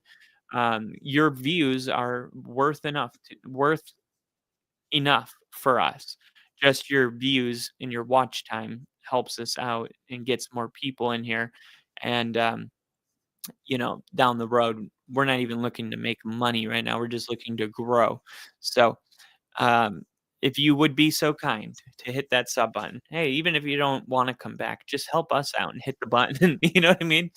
Um, I appreciate every one of you. We had a super chat, or I'm sorry, a super chat today from Little E. So always a big shout out to Little E. Also, we had Brother T in the chat. We had KC stop by for a little bit. We had Hat on Fire. We had Only Football in here. We had of course, Crafty was in here, and then Embrace the Struggle, Edub. Uh, but yeah, you guys were awesome. You were active. You did the raids with us. Thanks for the participation with the raids. Those Viking fans, man, we were probably the highlight of their night. Imagine being a Vikings fan tonight. At least they feel like their channel grew. I mean, that's the best feeling. There's nothing worse than streaming for 4 hours. Your team gets the shit kicked out of them, and then it's all over, and you didn't even gain a subscriber. You're like, what the hell? You know what I mean? So at least we gave them something to be happy about. Um, And that's because of you guys, man. So thank you. As always, I will be live tomorrow doing my fantasy football stuff. So please come in, hang out, and you too will win your fantasy football league. I know. It sounds like a lofty thing to say, but I have won a championship. Now, it has been 3 years, unfortunately, since I've won a championship. But my teams have been good. I've gone to the playoffs. I just haven't been able to get the final thing done. But I play in a league where the winner gets like over $2,000. So I'm like super emotionally invested because I want to win that money. So trust me, when I go live fantasy football, I'm invested. I'm giving you everything I got. Everything I got. Everything you got. Everything you got. I'm giving you everything I got. So you'll definitely get some value out of there. But anyway, thank you guys again. Bill, rest in peace, brother. Long live Bill. I can't wait to see you guys tomorrow. And once again, hit that button on your way out. Jinja, congratulations. You were right with your pick. The Chargers beating the Minnesota Vikings. This was Only Football, your favorite podcast to watch Thursday night, Monday night, Sunday night football, and all of the predictions. Thank you guys for making this place home. I will see you guys on the flip side.